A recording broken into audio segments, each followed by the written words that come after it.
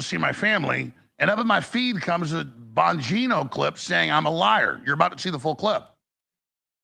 And this guy that was a guest on my show probably 6, 7, 8, 9 times, I don't remember, many years ago before he got on Fox, just now tells the story, all nebulous, that one time he's on the show and during a break, I asked him to say something that isn't true. What? That's completely and totally made up. But you notice it's similar to stories I've told about him the last time I talked to him, where he was about to come on and they said, hey, he wants to talk to you. So I started talking to him over the microphone. They patched the phone in. Maybe it's video link, I don't remember. And he's like, listen, you're saying I'm your source that Hillary's in this black ambulance and collapsing. And I went, no, my source is Joe Biggs, who had dinner with the Secret Service. I also talked to him in Cleveland at the RNC. This is 2016. And later she got caught in New York, remember on 9/11, a few months later, collapsing right before the election and put in the back like a piece of side of a steer or something, or like a dead pig. And he was like yelling and screaming at me like the audio tapes been released by other people. He's like, you better watch it, you better whatever. And then he settles down when I say, I didn't say you're the source. He goes, okay, well, somebody broke in my car in my office and I'm getting threats and I hear it's you. And I said, dude, no, I mean, you're not my Secret Service source on her in an ambulance. I was still in Cleveland. We had Millie Weaver almost catch it on tape when she collapsed. They had her behind the deal in like a medical tent. And then a few months later, a guy in New York catches her falling down like they told me. So I already told the story about him flipping out of me for no reason and never came back on after that. Fine. But this is a guy that told you, oh, yeah, Crooks didn't act alone and Butler and the Epstein thing. You can't believe it once you see it and Kash Patel and all the crap we've heard from these guys that's public lies, deer in the headlights on Fox News. Trump saying, you're not MAGA if you want to investigate Epstein. It's a hoax. His own wife has a press conference saying, no, it's real. There's a cover-up. I want to investigate it. I want it in front of Congress. You can see them lying to you in live time to your face. And then this guy doesn't tell specifically what I said, doesn't say when it was, just, I go on before the show during a break and, that's not a good idea. Well, let's go ahead and say the lie then. And then he goes along with it? What the? I ask guests, I even talk to them before they come on, hey, what do you want to hit? What's your thing? Here, let's go. I would never do that. None of my guests would ever say that. But they put the order out to shut me down and attack me and discredit me. Bongino, you're changing the subject. You're as popular as cancer with conservatives and populists and nationalists in this country. We know you're a sellout. We know you're a joke. We know you hang out with Ratcliffe, the CIA director, playing golf all day with Todd Blanche, Democrat lawyer. You killed all the investigations. You're a fraud and you're a joke. And I say this to you, how dare you, with your deer in the headlights, guilty eyes, anybody can see it, nebulously claim with no specifics that I got on the phone with you during the show and asked you to lie about something? What the hell are you talking about? You were selling books. You were running for office. You asked to come on our show. Then you become some brown noser at Fox like you're God or something. You're a joke. I mean, I don't even want to attack Bongino. When Carl Server comes on and wants to go after him, I say, man, he's not important. Let's move on. But I tell you what, that's it. I'm getting all the compilations of you lying together. And I'm going to war with you, pal. If you want to fight, you came to the right place. New York, tough guy. Deputy director, tough guy. You want to lie about me? You want to demonize me? Good. You are reviled, you are hated, and you are a joke and a fraud and a liar and a scumbag. That's what you are, that wants to control the nationalist movement. It's all over the world. Populism's exploded. Trump just wrote in on it. It's not going anywhere. You're not going to defeat America. You're not going to defeat 1776, and your frauds are going to be exposed. Now listen to this Benedict Arnold, Judas Iscariot fraud who has to manufacture this mist of bullcrap to try to mislead you. He thinks you're stupid. And he's got that same candy ass, pansy, Disney magic wand look in his eye, just like Lindsey Graham. I tell you, Bongino, you're beneath me, but you want to say that I sat there and told you to lie on air and you just okay, well, I wasn't really knowing what I was doing, so I went ahead and did it. You implicate yourself that you then didn't come on air and expose me? I'm asking you to lie, and you go on the show and lie with me? What the hell are you talking about? Man, I am pissed, dude. I know for sure now that you are a fucking lying sack of garbage. Fuck you. Here's Bongino. Folks, I'm sorry to tell you, but I've been in this business a long, long time. And I am sorry to tell you this because I wish I didn't have to. A lot of the people you put faith in this business in general, behind the scenes are totally different people. Alex Jones is full of shit. I don't know how, I don't really care. You want to listen to his show, fine. Go right ahead. This guy is a fraud. I will never forget early on in my political career when I was running for office, I got invited on, I did the network InfoWars a couple of times early on. Listen, I was young in the business, whatever. I went on the show figuring might as well talk to people. You get your name out there. And it's during like a break before I come on. And I'm just telling you, like, the conversation was so disturbing. Oh, well, I'm just going to like do it anyway because that's what the audience said. I was like, well, it's probably not a good idea. It's not exactly true. Oh, yeah, well, that's what I couldn't believe it. The guy's a total fake and a phony. It's not real. It's all bullshit. Listen, that Jeffrey Epstein story is a big deal. Please do not let that story go. Keep your eye on this. Catherine Rumler, we need to keep the heat on this case, folks. There are a lot of people who are knee deep in the Washington swamp who are not telling you the truth about serious allegations out there that Epstein may have had video and audio of people out there doing things they shouldn't have been doing. And you should be asking yourself the question, how is it that all these people, the CIA director, the Obama fixer, Bill Clinton, all intersected paths with Jeffrey Epstein? Jeffrey Epstein isn't with us anymore, and nobody seems to want to talk about it. You said Jeffrey Epstein committed suicide. People don't believe it. He killed himself. You want me to I've seen the whole file. He killed himself. I know it's hard work. I know you're the big health guy. You're way better shape than I am. Don't kick my ass. I've seen you working out with the liver. All right, here we are. Very heavy news tonight. Jesus. Welcome to the show. It's April 11th, 2026. Thank you for being here. My goodness. You know, I knew yesterday when Alex came out against Trump that he was going to send the hitmen out. The henchmen straight out to discredit him, and Bongino's it's perfect because Bongino, as we all know, anybody that's been around for any length of time knows that Bongino completely sold us out. And there's rumors of, Bongino hanging out with Todd Blanche and Radcliffe golfing and stuff like that. So we already know that he's sold out. You've seen what he did at the FBI. So when he's saying that he went on Alex's show and Alex told him to lie, that's all bullshit, right? I mean, there's always the people that are going to be on the horn here, on the internet talking about how Alex is this and that and the other thing. But when you look at the truth and you see what all the damage that has been caused from Alex supporting the movement and Trump, tells you everything you need to know. I mean, it really does, because he's been everything, including bankrupted for what he did to support Trump to get over the finish line in 16. And then again in 20. All the stuff that happened. They went to the Capitol, during January 6th, and they had the rally and all that stuff.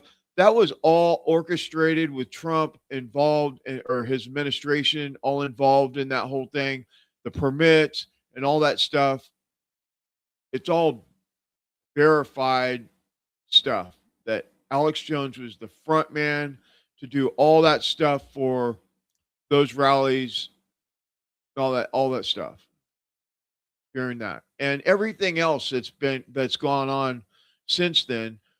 Alex Jones is, in his probably regret, maybe not, that he supported Trump even when the things kind of started looking like, hey man, I don't know, man, this might not be what it seems. He might be more involved than I'm saying. I'm talking about me. I'm like, man, it looks like Trump might be more involved in this than what meets the eye.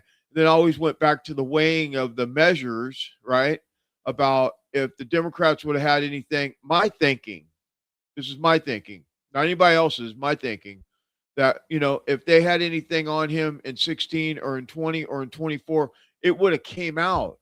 It wouldn't have been, there's no way that the Democrats having all this information about Jeffrey Epstein, the whole thing that was going on way back when the Democrats had the files, that why wouldn't they release it?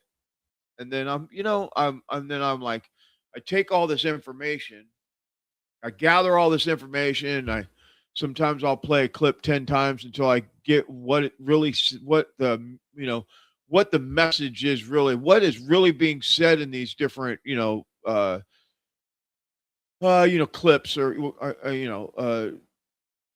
these moments in time where, people are saying this or that or putting something together and all these different things. And I'm like, last night I was after I got off the show and I was still a little wound up and I was laying there and I was thinking about it. I was like, is it possible that Trump has been involved this whole time in all this stuff?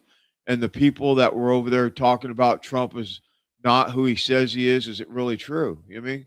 And then, then the next morning, it might have been the same night. It might have been last night. I don't know. Bongino comes out. I just hadn't seen it because I was doing my show, for over 3 hours and prepping and doing all that stuff. So that, we're talking about 6 or 7 hours of not being in the media because I'm prepping the stuff that I already have for my show. So, I kind of cut the internet off so I can focus. I might jump in for a second to see if there's, something, but I totally missed it. And how Bongino comes out and is going after Alex for, this alleged this thing that happened, when, don't know. It was just, once upon a time, it's kind of like the Eugene Carroll thing that I was, I was getting a dress and he fondled me, 2 years before the dress was even made, right? That stuff. I mean, it's always some fabricated story. And I always thought until last year when Bongino went to the FBI and he, joined the federal government in that capacity, that he was pretty good. I always thought that. I always thought that he was good. And then when we seen what happened when he came out on Fox and looked like a deer in the headlights, it told me everything that I needed to know about how fast they sell out. And I don't know if they threatened him. I don't know if he's also in some kind of a blackmail operation or they looked like they were hostages. I mean, really, when you think about it, when you looked at Bongino and Castrotel still looks like he's some kind of a hostage in a blackmail operation or something. So, I mean, and we're not going to get into Cash tonight because that's all. We could do a whole show on the bullshit with Cash Patel. But for the sake of what we're doing tonight, I want to cover what we're talking about. We're talking about Bongino and how he's trying to turn it around because we all know we watched it in 4K. We all watched it completely turn a complete 180, and we just watched it in that clip where he's talking about going after, the Epstein files, and then he gets in there and says, "Oh, Jeffrey, he killed himself. He's just killed himself. I seen the files. He killed himself," which we know now that none of that is true. None of it is true.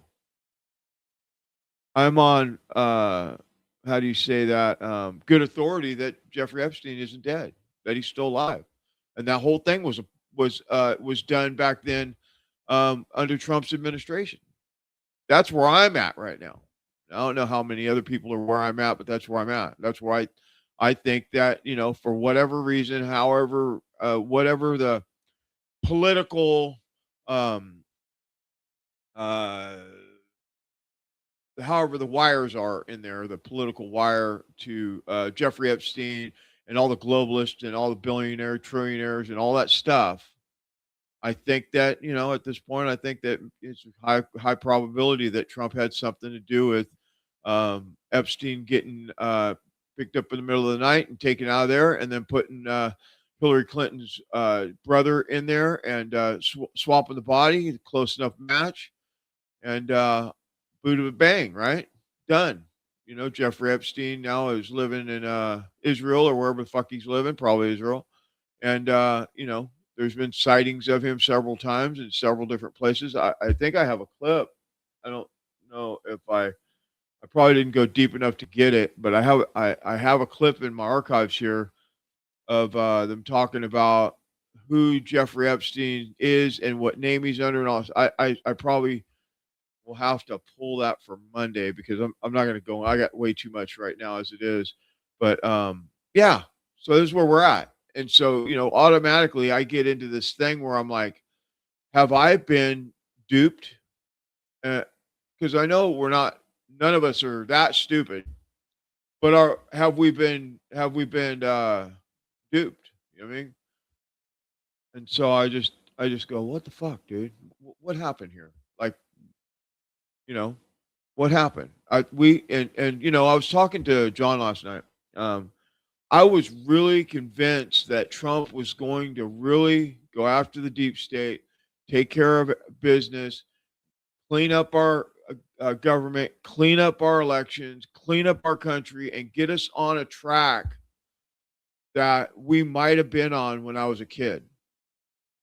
Because, under Ronald Reagan, it was nothing like this that I knew of. I mean, it could have been the same thing, and we just didn't know because, I was young and I wasn't paying attention to politics and all that stuff. But I remember under Carter, I think it was Carter when we lived in Sacramento, California, and we was going to Los Angeles, and you could only get gas based on the last digit of your license plate, odd and even. And obviously, if you're traveling, that's different. But if if you're in, however that worked, you couldn't get gas only on odd or even days. And this is obviously, I think might have been the 70s or maybe early 80s. It was way back there. Anyway, we're headed there now. We're headed back to that. Trust me, we're in it right now. So right after I came on, I ran across a couple clips. One of them was the Iran war's back on. We want you all to know that never let a crisis go to waste. We're back in the thick of it. JD Vance went to go have a sit down with Iran, and it didn't go well, and so we're still at war. And besides, the boss Israel isn't going to let us out anyway. It didn't matter what Vance does. Netanyahu's not going to let them out. They're going to just keep fighting until everybody burns everything down. Is the way it looks to me. Anyway, those are some of the things we're going to cover tonight. We got this thing with Melonia, and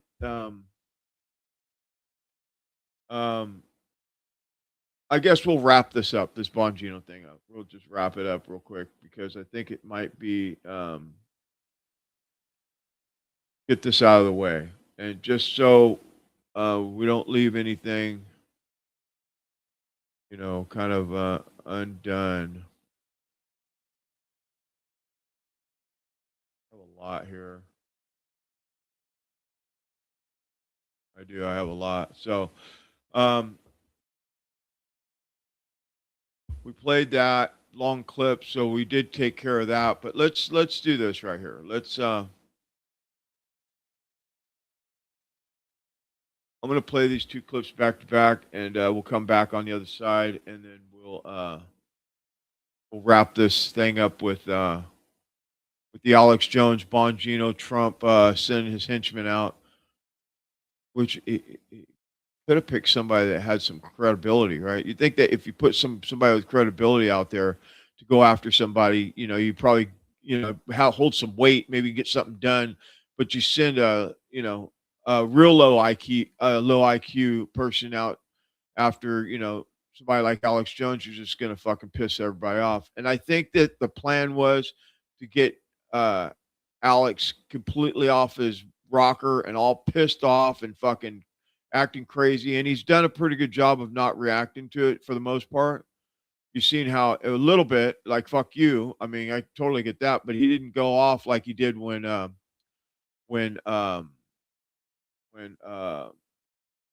like the whole thing went down with Owen. So, which is good. But anyway, let's wrap this, and then we'll be right back. Stand by. Look it up for yourself. Dan Bongino had some PR person that got him on my show early on before he was on Fox and things. I put this guy on the map, this New York tough guy. And now he's come out without any specifics and said that I asked him to lie on air, and he still went on my show and implies he lied with me. This is the most insane crap I've ever heard. This is defamatory. He's beneath me, but that's it, Bongino. I'm on your ass now, punk. I'm just telling you, like, the conversation was so disturbing.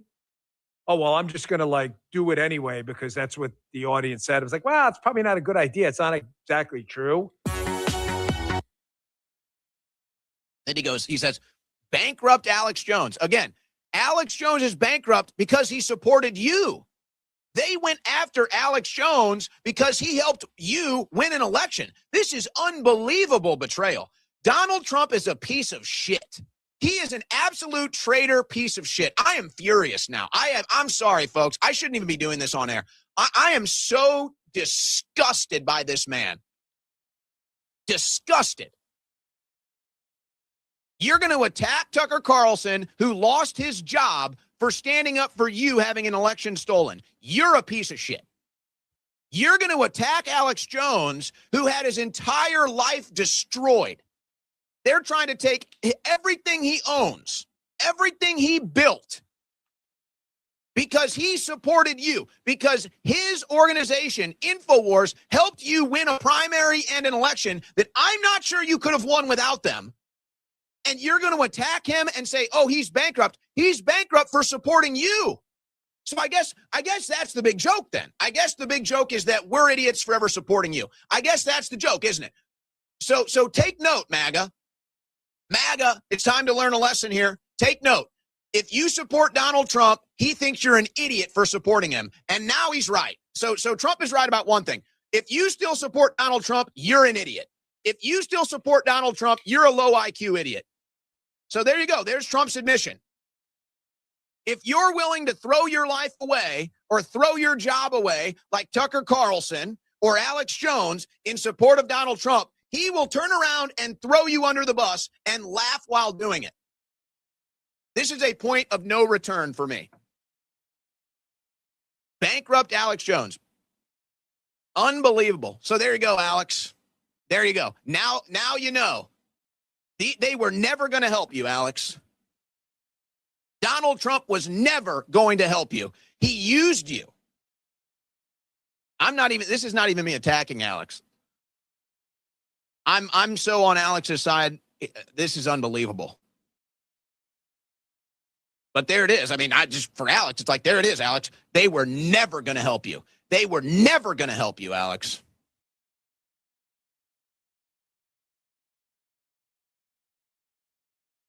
Wow. Alex Jones lost his entire fortune, as he should have, for his horrendous attacks on the families of Sandy Hook shooting victims. Unbelievable. Claiming it was a hoax like you did with the Epstein files, huh? Wow. I got to take a break. I can't. This is beyond awful. How does he do it? You know what? I got to give Trump credit for one thing, guys. I got to give Trump credit for one thing. He always finds a way to outdo himself. You always think that you always think this is the lowest that Trump can go. You always think this is the lowest Trump is going to get. It's never going to get any worse than this. And then he always finds a way to outdo himself. I cannot believe this. Honestly, we gotta take a break. I don't know what to do with this now. This is too heavy.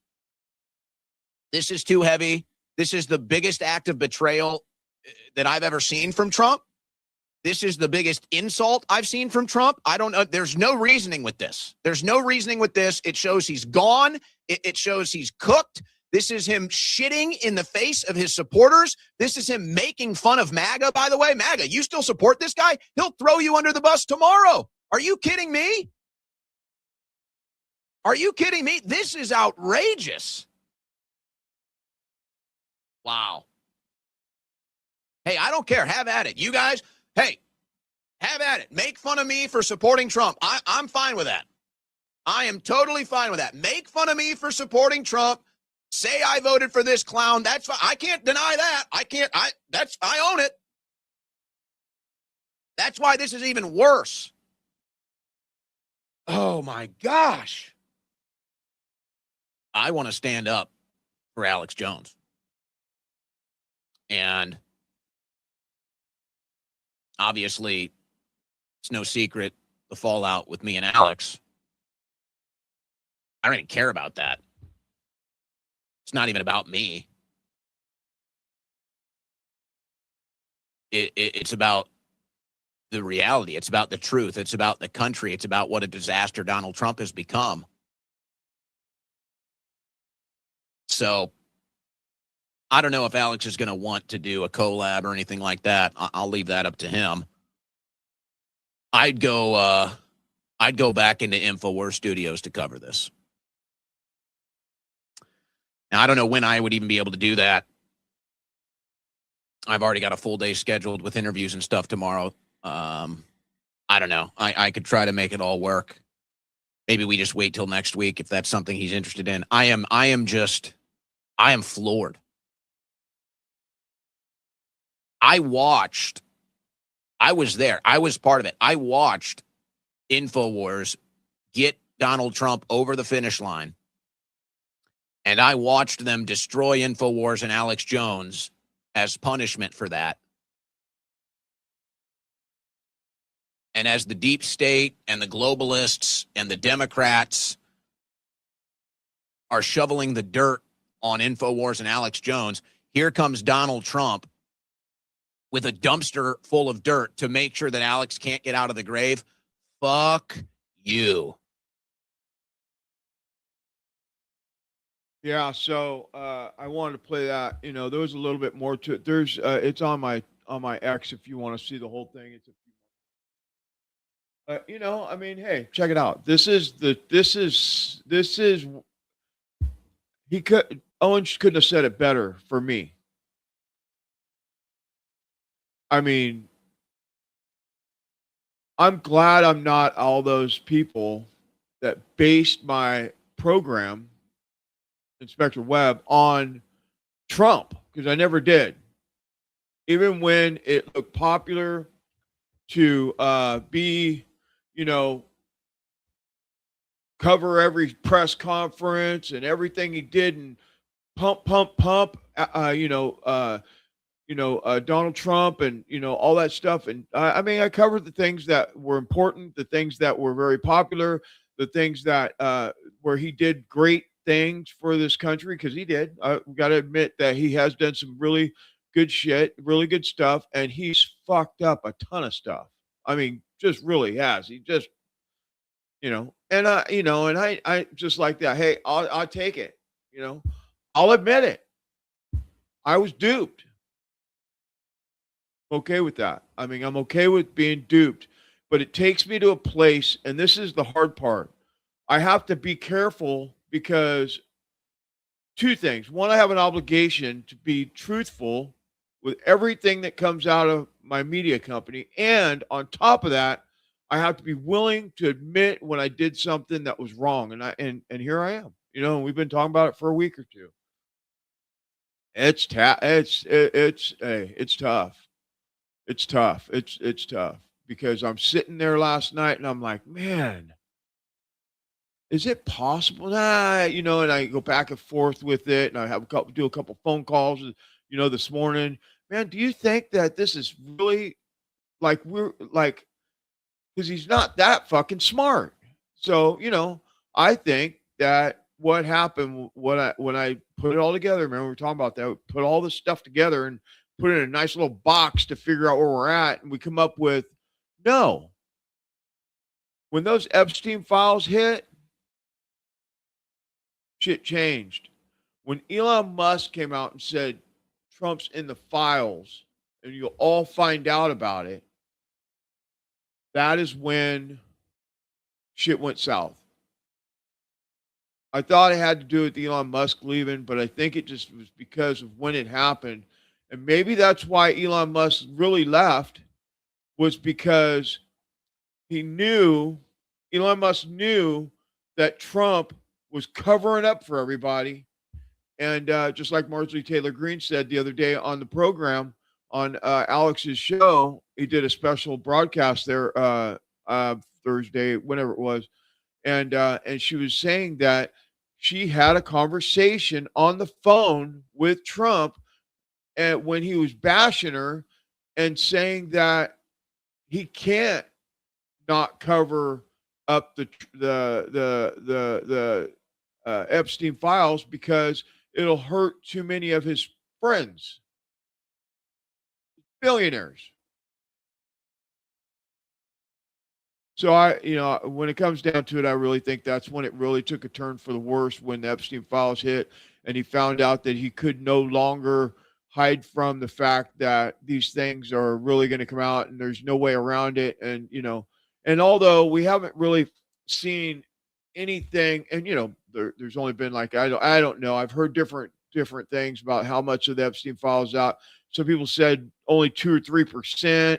Some have said 10 or 15%. There's a ton of documents that we haven't seen.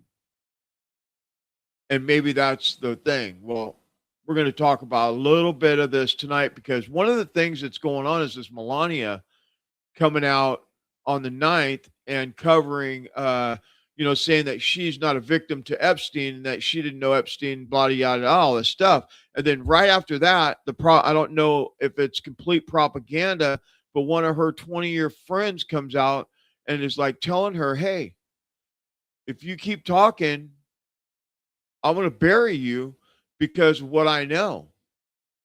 And that's that Amanda something or another. I have a couple clips we're going to get into right now in a minute just to kind of cover it.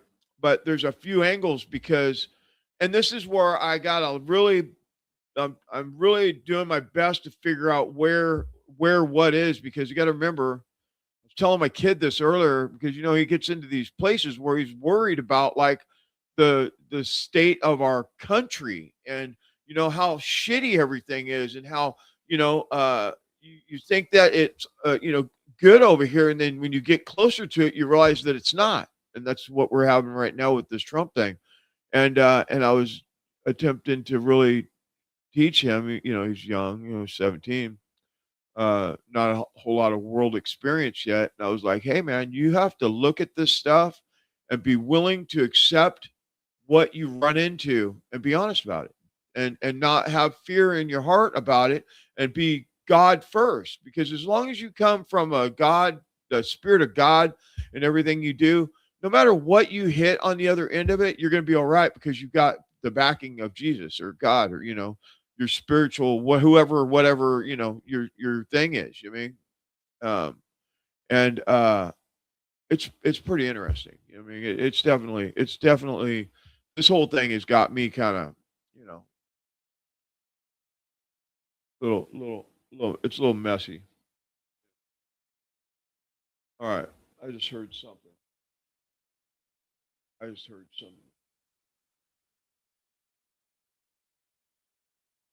I thought a video started playing or something. Around here yesterday, our fucking system dropped twice, but it dropped and came back on. And I don't know enough about surveillance and stuff if that was something because it seemed weird. What we were talking about was UAP stuff, and the system crashed. It didn't crash though. Normally, when like you have a power surge, your stuff shuts off, then you have to reboot it. You have to restart it, and it didn't. It shut black screens. I have, 4 monitors here, and and the lights were on, but all 4 of my monitors shut off, went black, and then came back on like, I don't know, 10 or 15, 20 seconds later. And then we got everything booted back up and it did it again. Weird. I guess is it really? Depends on what you're talking about, if they're gonna allow you to continue to talk about it or not. I don't know. I'm not that far into conspiracies, but I don't know. Maybe I'm one of those low IQ people that Trump was talking about. Maybe so. Let's take a look at that. Got an IQ test for you.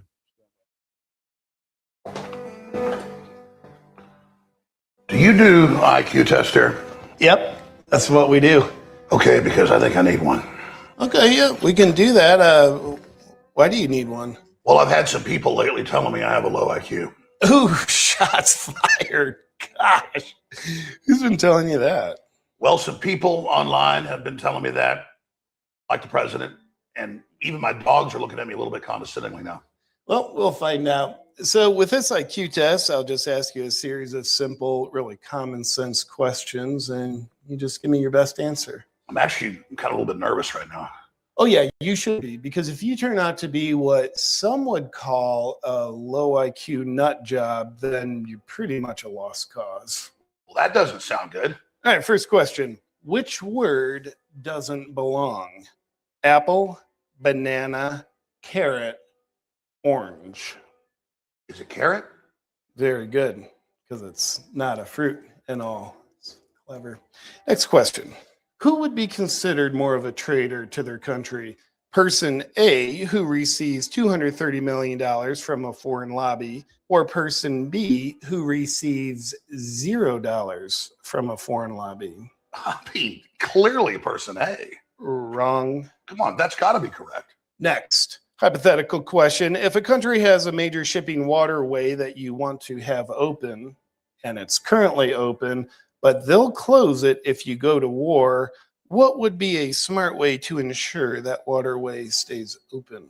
You don't go to war with them. No, not even close. Common sense would say go to war with that country and stay at war with that country as a way of putting pressure on them to reopen it after they've closed it because you went to war with them.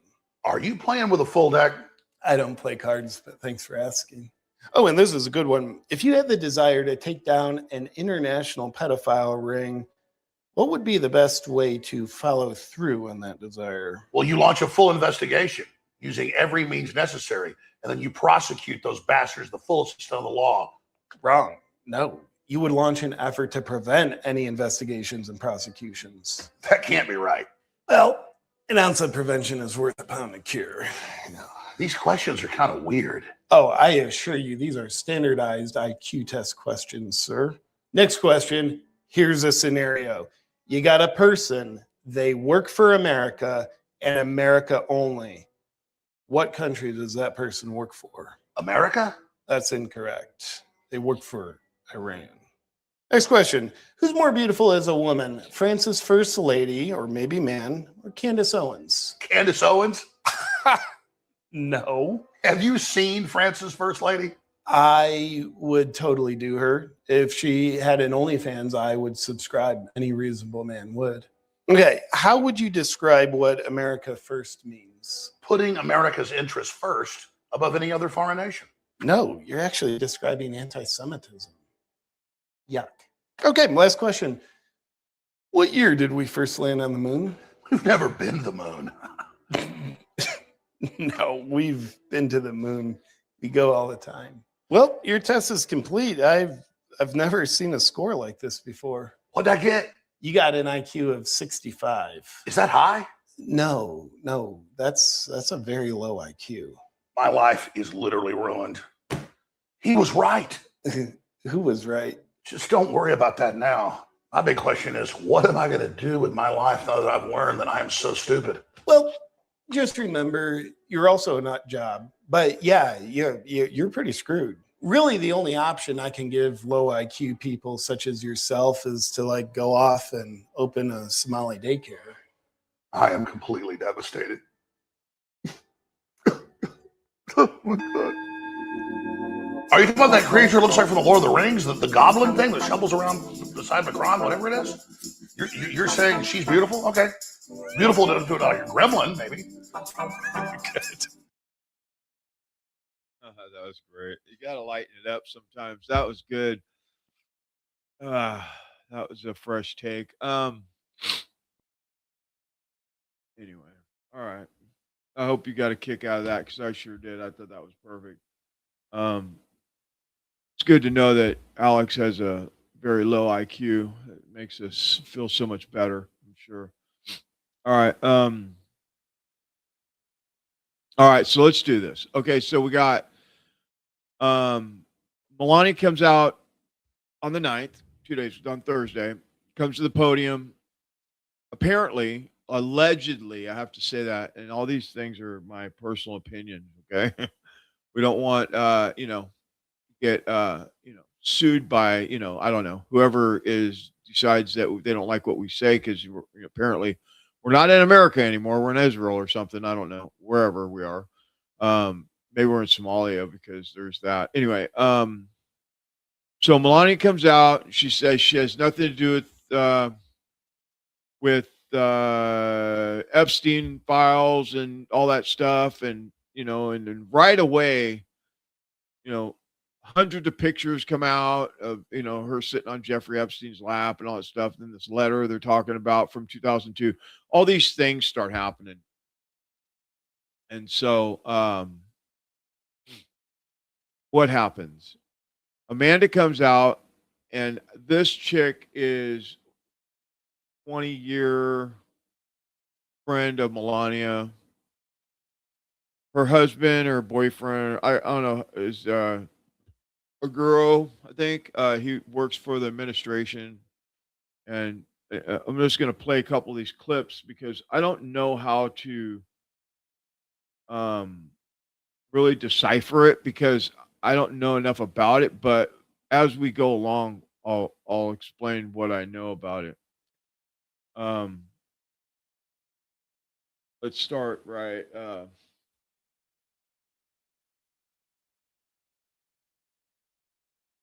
Start right here. All right, stand by. Hello, everyone. I'm Dr. Ahmadai Shakur. Well, it looks like we finally know why Melania gave that random speech yesterday. Let's get into it. A woman by the name of Amanda Ungaro came out and left a social media post basically saying that she will expose Melania Trump unless she keeps her name out of her mouth. This is what she said. Hello, Melania. I was around you for 20 years. You knew I was inside ICE. And you know what hurts after all this time? I stayed close to your family, your mother, your father. Not because of you, but because of them, at events and everything else. So shut your mouth when speaking about me because I will expose everything I know. Please pay attention. Amanda Ungaro is a model and is reportedly the former partner of modeling agent and Trump ally Paolo Zampalli. Zampalli is the person who initially brought Melania to the U.S. while she was a model and then subsequently introduced her to Trump. So Ungaro was discovered by Paolo Zampalli when he was a modeling agent. Zampalli began grooming her for a modeling career and then recruited her to come to the U.S. Now, in an interview that she did with Brazil's O Globo newspaper, Amanda Ungaro shared her first encounter with Epstein. She said that she flew from Paris to New York on Epstein's private jet at the age of 17. She says, about 30 girls, beautiful and very young. I felt immediate discomfort and wanted to get off the plane. Now, mind you, she also said that she boarded the plane with her agent, Jean-Luc Brunel.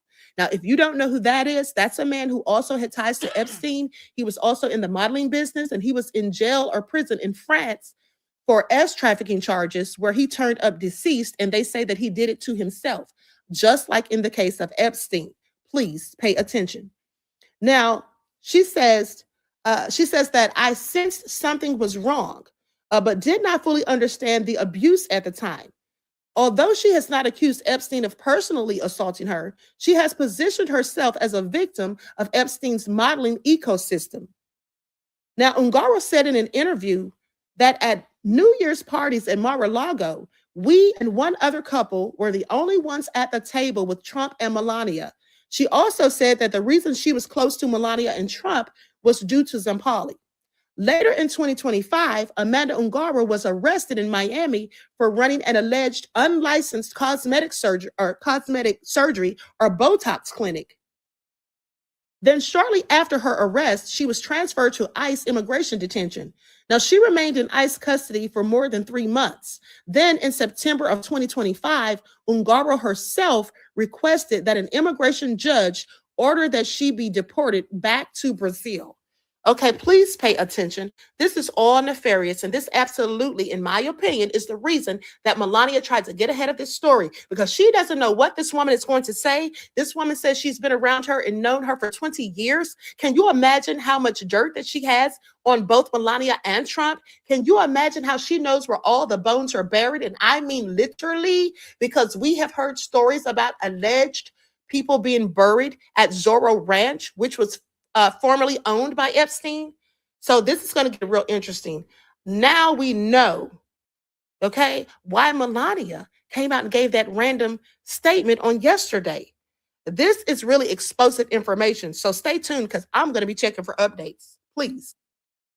So I have some new information for you guys about the Amanda Ungaro and Paulo Zampoli situation. If you're behind, watch the playlist that this video is attached to. So as we know, Paulo Zampoli is the former modeling agent who brought Melania to the United States for Donald Trump back in the 90s and has been in business with Donald Trump since the 90s. They did the whole modeling agencies together. They did the whole real estate world together. Paulo's a United Nations diplomat. He was a part of the first Trump administration, and he is very involved in the current administration. Right, okay, we've been talking about this guy since July. We know. As you guys know, I recently made contact with Amanda Ungaro, and we are now in communication on a regular basis. We know Amanda Ungaro is the mother of Paulo Zampoli's child, who he began grooming at the age of 15 years old. She was a victim of Jeffrey's operation. She was on Jeffrey's plane at just 16 years old. We knew that she was on Jeffrey's plane at 17 years old, per the flight logs that were released by the DOJ in 2021. But since speaking to Amanda, she has confirmed that she was on Jeffrey's plane at the age of 16, earlier than we even realized. Amanda has known John Casablancas since she was 13 years old. And we know Paulo actually grew up with John Casablancas, and John Casablancas is the man who inspired Paulo to become a modeling agent. Amanda was a victim and witness to Jeffrey's operation. She has a lot of information about the inner workings of this operation. She was on Jeffrey's plane with Jean-Luc Brunel. She has a very unique perspective into this entire situation. And as we know and have been reporting on, in June of 2025, Amanda was wrongfully arrested and held in an ICE detention facility for nearly 4 months. After being held for that period of time, she was deported to Brazil without any kind of due process or trial. Amanda has a fantastic team of attorneys who are currently helping her get justice for her wrongful arrest, her wrongful deportation, and the parental kidnapping and alienation of the child that she shares with Paulo. Those are all ongoing proceedings, and on the 21st of this month, Amanda will testify in front of the Supreme Court of New York City. While acknowledging she has years of legal battles ahead of her, we hope that the 21st begins a series of wins for her and her future. With permission from Amanda's legal counsel, she has been given the permission to speak on a wide range of things that have happened to her and are currently happening to her. We can't talk about everything right now, but after some of the upcoming legal proceedings that she has, she will be able to say more. So I'm going to share with you some information that Amanda has given me permission and her legal team have given permission for me to share with you guys. What I'm about to share with you is Amanda's own words. So I'm going to be reading from a screen so I can make sure I say everything correctly. And if you guys want to read this stuff yourself and see receipts and everything like that, you can go over to my Substack. I've already laid it all out and it's published on my page. So I'm going to share this message from Amanda with you guys. And then after that, I'm going to go over a few different names of figures that Amanda has given me. And these are figures who are aware of what's going on within our government and are assisting Paulo in his quest to silence and seek revenge against Amanda. Okay, from Amanda Ungaro, 1/18/2026. This is not family drama. This is a criminal operation. I have witnessed many things since I was a teenage girl who became swept up in this nightmare. I have photos to prove the physical abuse I have experienced at the hands of Paulo. Yeah, so what it sounds like to me from my little bit of work that I've done looking into this is Melania came out because of this thing that's happening this month or next month. I think she said May maybe, and she's getting in front of something because this stuff is getting ready to drop about the things that happened with that guy, some Bali, who's in the administration that's really close to Trump, that Trump has been having dealings with for over 20 years. Another reason why all these things are happening, because that guy was also doing business with Epstein for years. And so I haven't had an opportunity to go through the Epstein files the Epstein files logs to look at his emails yet and see what comes up with that. We will, though. Trust me, we'll find some time and get to that. But one of the things that is going on is everybody's trying to get in front of these court cases and filings that are coming out, Melonia being one of them. Trump had no idea that she was doing this, apparently, allegedly. I don't know. But some of the other things that are being said on Alex Jones today, he literally said that he had from a good source that Melonia and Trump have been, living together, separated for a long time. I mean, what do you do when it's cheaper to keep her, right? But that's just some information that I've received today, was that Trump and Melonia are on the outs, living together in the White House, or maybe she's whatever it is, whatever this organized marriage is that's going on now. I don't know all the details about it. I will report more when I have more, but that's what I got so far on that. But let's get into this. A couple more people have came out about this, and they're like they have their take on it. And I love the TikTokers, because the TikTokers, they do all this investigation. They take a Substack and they condense it into less than 5-minute clip on TikTok, which is great, because then we could get this information that they're already investigating. And these two chicks that we just played right now are a couple of them that do these deep dives into this stuff, and they take them they'll do a Substack on it, like a 10-page Substack or whatever it is, and then boil them down into something that's quick, fast, and to the point. And I like that. So I got one more. Yeah, one more. Stand by. First Lady Melania Trump's bestie of 20 years, Amanda Ungaro, is unleashing holy hell on X, and with good reason. Here's how it started, and here's how it's going. Stick around.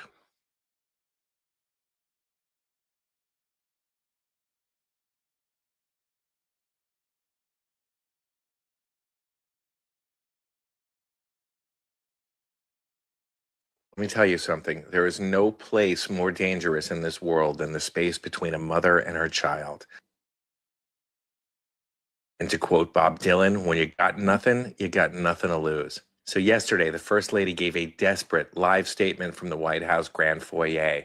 She was visibly shaking as she denied her links to Jeffrey Epstein. Why out of the blue? Because Amanda Ungaro spent 20 years in Melania's inner circle. A woman who was even a UN ambassador is currently threatening to torch the entire administration from an iPhone in Brazil. Amanda Ungaro was there for it all. The Mar-a-Lago New Year's parties, the inauguration, the private UN galas. She was the partner of Paolo Zampoli, the man who literally introduced Donald Trump to Melania. They met when she was just a teenager and he was 32. But when the relationship went south after 2 decades, Zampoli didn't just call a lawyer for custody. He weaponized the full force of the federal government against the woman he called his wife for 19 years to win a custody battle over their American-born teenage son, Giovanni Zampoli. Paolo allegedly coordinated a hit with a high-ranking ICE official named David Venturella and his fellow Kennedy Center board member, Pam Bondi. The result, Amanda was arrested in Miami on a manufactured charge involving a single photo of her hand resting on a laser machine. She was held in ICE detention for 3 months, then deported to Brazil without trial.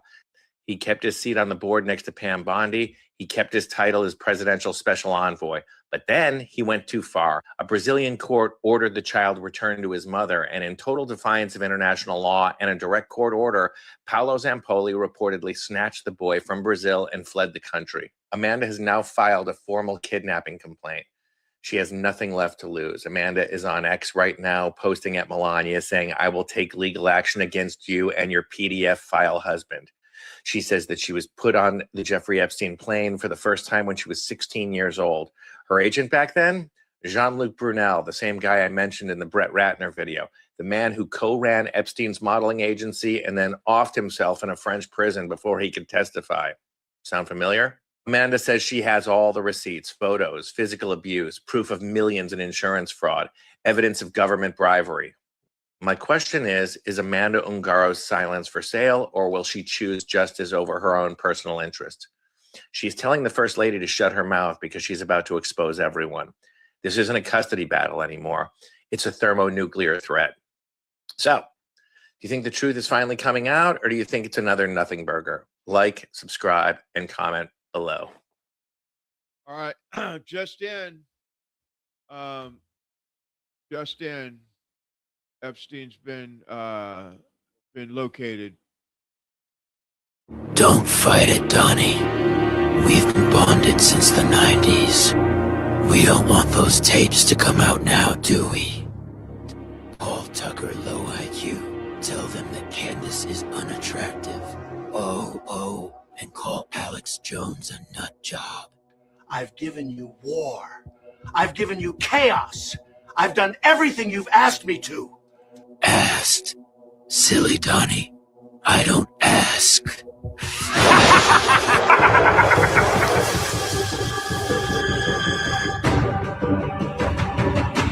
Baby, it's me. He's gone. I'm in charge now. You'll get everything. The wars, the money, all of it. Now about these tapes. I got that. That's great. Yeah. So,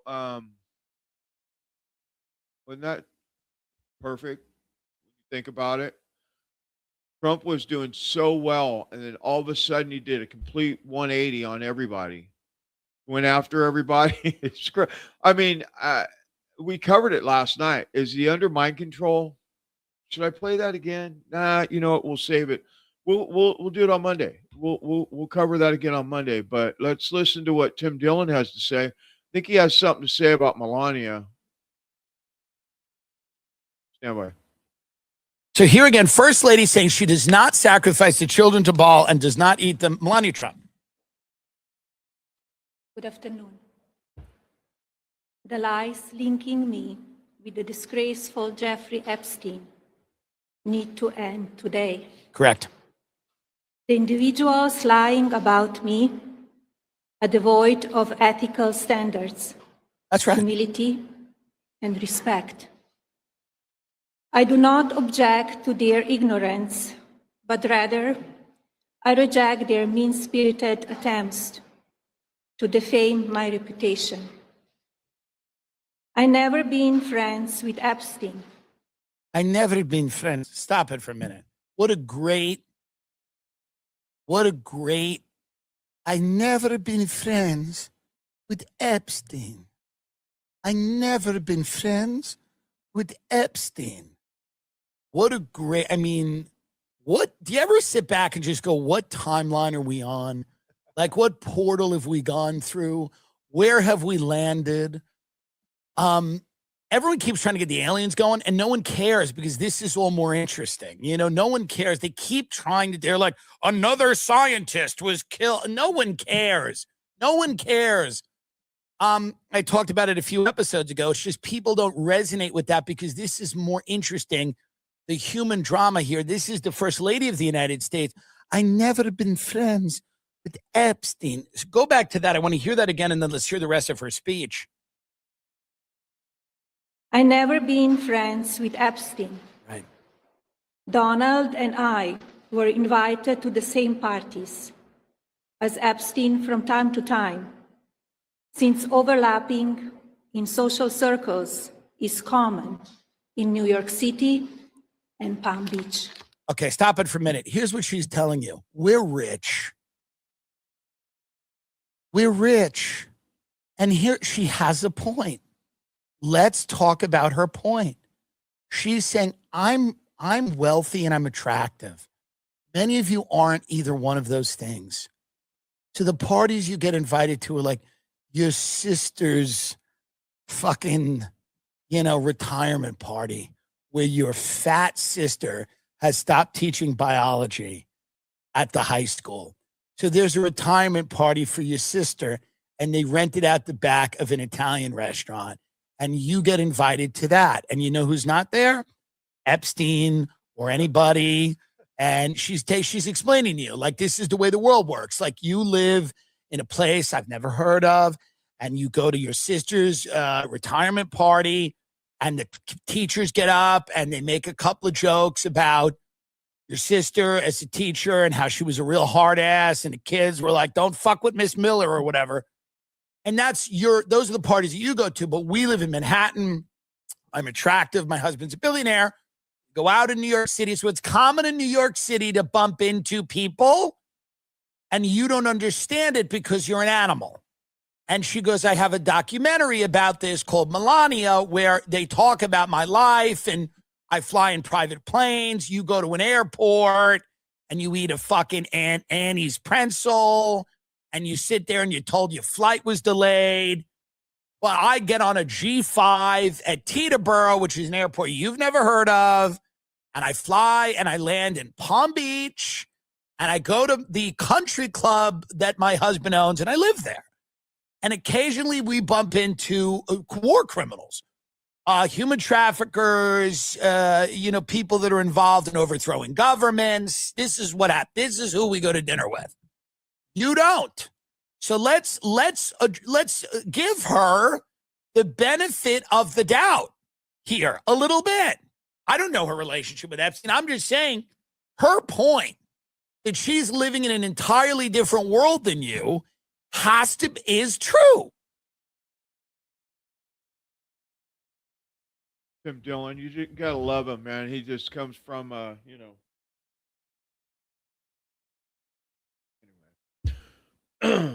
The rich are rich and everyone else is below them. That's basically what that says. Everybody that is, from that class of people can be from that class of people and everybody else is not.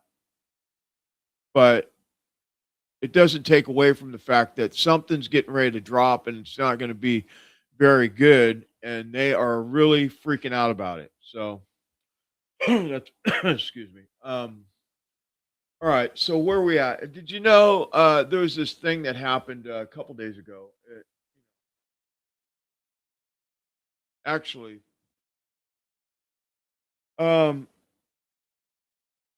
I seen this on X and it got scrubbed really fast about Trump going to the hospital. Did anybody else see that? Where Trump had, they were saying that Trump had went to the hospital. And of course, they covered it up and then they start, if you said something about it, they came after you and they said stuff about it and all this stuff. Check this out. And, I don't really know this. I've seen them. I don't know that much about it, but the story is the important part. Don't talk about what we're doing or else we'll come after you and we'll bankrupt you, just like they did Alex Jones, really, if you think about it. This is not where I wanted to be today. This is not where I expected to be today.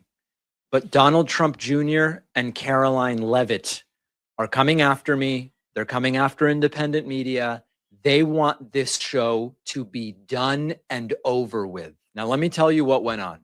For 3 days, Donald Trump was missing from public view. No events, no appearances, and it led to speculation online that he might be in the hospital. Now, I said something very simple. I said, if Trump were in the hospital, they would probably try to cover it up. We would have to figure it out some other way. But there is no real evidence right now that Trump is in the hospital. That's the entire offense that I did. And it turned into Donald Trump Jr. going after me with Caroline Leavitt boosting it. Here is my tweet on screen in a compilation of tweets that Donald Trump Jr. posted with the tagline, "Sick people." And I said, quote, "It's true. There are rumors that Trump was secretly rushed to Walter Reed Hospital earlier. It's true. If this happened, the Trump White House would almost certainly cover it up until they could no longer. However, there appears to be no basis for the rumors that Trump is currently in the hospital." That is all that I said. And Donald Trump Jr. tweeted about it as me being a sick person, and Caroline Levitt signal boosted other tweets highlighting my exact same post. Now think about that for a second. I didn't push a conspiracy. I didn't exaggerate. I did the opposite. I said, let's slow down. Let's deal in fact. These are liars. And remember that when Trump went to the hospital for COVID during his first term, there was a cover-up. We were told he's going because he's the president. But he was going because his doctor said, "You're getting so sick so quickly. You may need to be brought to the hospital in a stretcher if you wait. So let's go now for propaganda purposes." They later lied about whether Donald Trump received oxygen therapy when he was in the hospital. They're lying about, for 2 months, they talked to us about an MRI that never happened. It was a CAT scan and they didn't tell us why. And so I acknowledge that. But I said, right now, there's no reason to think he's in the hospital. This is a bigger story than about Trump's health. This is a story about independent media at its core. Shows like mine exist outside of their control. We don't take marching orders. We're not repeating their talking points. We're looking at what's happening and explaining it in plain language. We are really inconvenient to them. So what do? They try to frame independent voices as dishonest. They try to turn their followers against us. Last time Don tweeted about me, my dad got emails saying you should have aborted your son. Now, let's be very honest about where this goes. If this trajectory continues, they are going to try to take one of us down. It could be through platform pressure.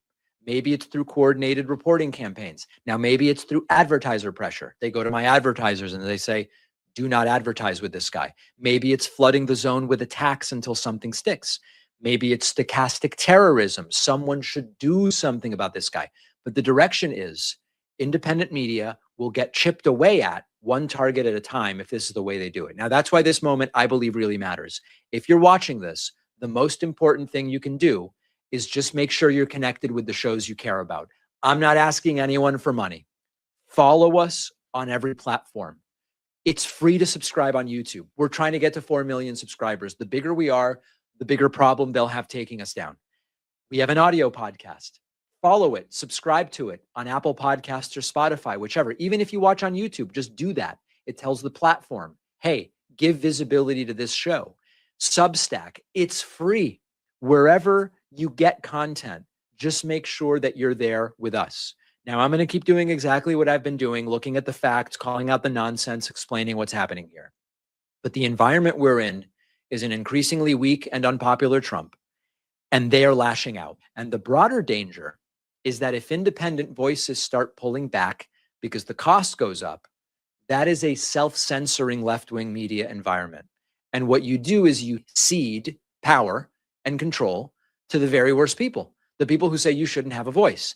This is how media ecosystems get reshaped, not through one dramatic shutdown, but through steady pressure that makes honest, fact-based commentary harder and harder to sustain. So my ask is not a big one. Make sure you're following us on our platforms. Make sure you've hit the subscribe button on YouTube. Make sure you're on my Substack. If you can afford a membership, by all means, I'm flattered and I welcome it at joinpacman.com. But that's not what we're asking for right now. Free. Just say, hey, I support this. That's really important. Yeah, and I say that for everybody, especially the alternative media, where, there's millions of podcasters now everywhere. And we're all attempting to get a message to you. And, the only way that my message gets out there is if you subscribe to the channel or check out the sponsor in the description below and, check out My Patriot Supply, buy some restorable food or whatever. That's how I stay moving here. I'm going to continue. I'm not asking for anything, but if you find it in your heart to do that, or if you're on, one of these platforms that you can do a tip or whatever it's called, great. If you can't, great. All I ask is that you subscribe to the channel, share this content everywhere, and you know what? Leave a comment. Because that's how the internet algorithm works, is when people share it, subscribe to it, then it gets to the top of the millions of people talking shit on the internet. We're doing our absolute best to give you clear, uncut, no bullshit truth, period. My motto is tell the truth, no matter what. Tell the truth, no matter what. Whether it is Alex Jones fucking up or Donald Trump or whoever. All my ask is subscribe to the channel. If you haven't, please do so now. Go to the description, check out the My Patriot Supply under the tab on the description, and buy a water filter. You might need one pretty soon if they keep blowing shit up in Israel and in Iran and all the Lebanon and all that stuff. We're not going to have what we need to sustain here, because at some point everything that comes across the Straits of Hormuz is not going to get here. So, remember in 2020 when there was no toilet paper? That is not far off. And if you don't have what you need to sustain 90 days, 6 months, probably 3 months is going to be a hard time in the near future if it continues to go the way it is. And that's from all the people all the smart financial people are saying that there's no way to sustain this. The sustainability of this is not going to work if the Straits of Hormuz stays closed and fuel continues to rise. It was like $100 a barrel last night. I don't know what it is today. It was $155 a barrel last week. So $155 a barrel is pretty heavy. Think about it. Diesel right here down the street is $8, $8.10. It's crazy. It's getting crazy. I know I'm in Commie, California, but it's just the truth. Anyway, subscribe to the channel. A lot of people have covered this thing with Trump and how Trump has turned his back on all the people that got him in the White House. He's turned on a lot of. I'm not on the radar, So I would be willing to bet that he's not going after me, right? But all the commentators, or whatever you want to call them, the media, the alternative media, the new media, We Are the Media Now, have all said their piece on what Donald Trump has done. But who said it the best so far? And I'm 24/7. If I'm not sleeping, I'm in the media, looking and listening and checking stuff out. But listen to what Nick Fuentes says.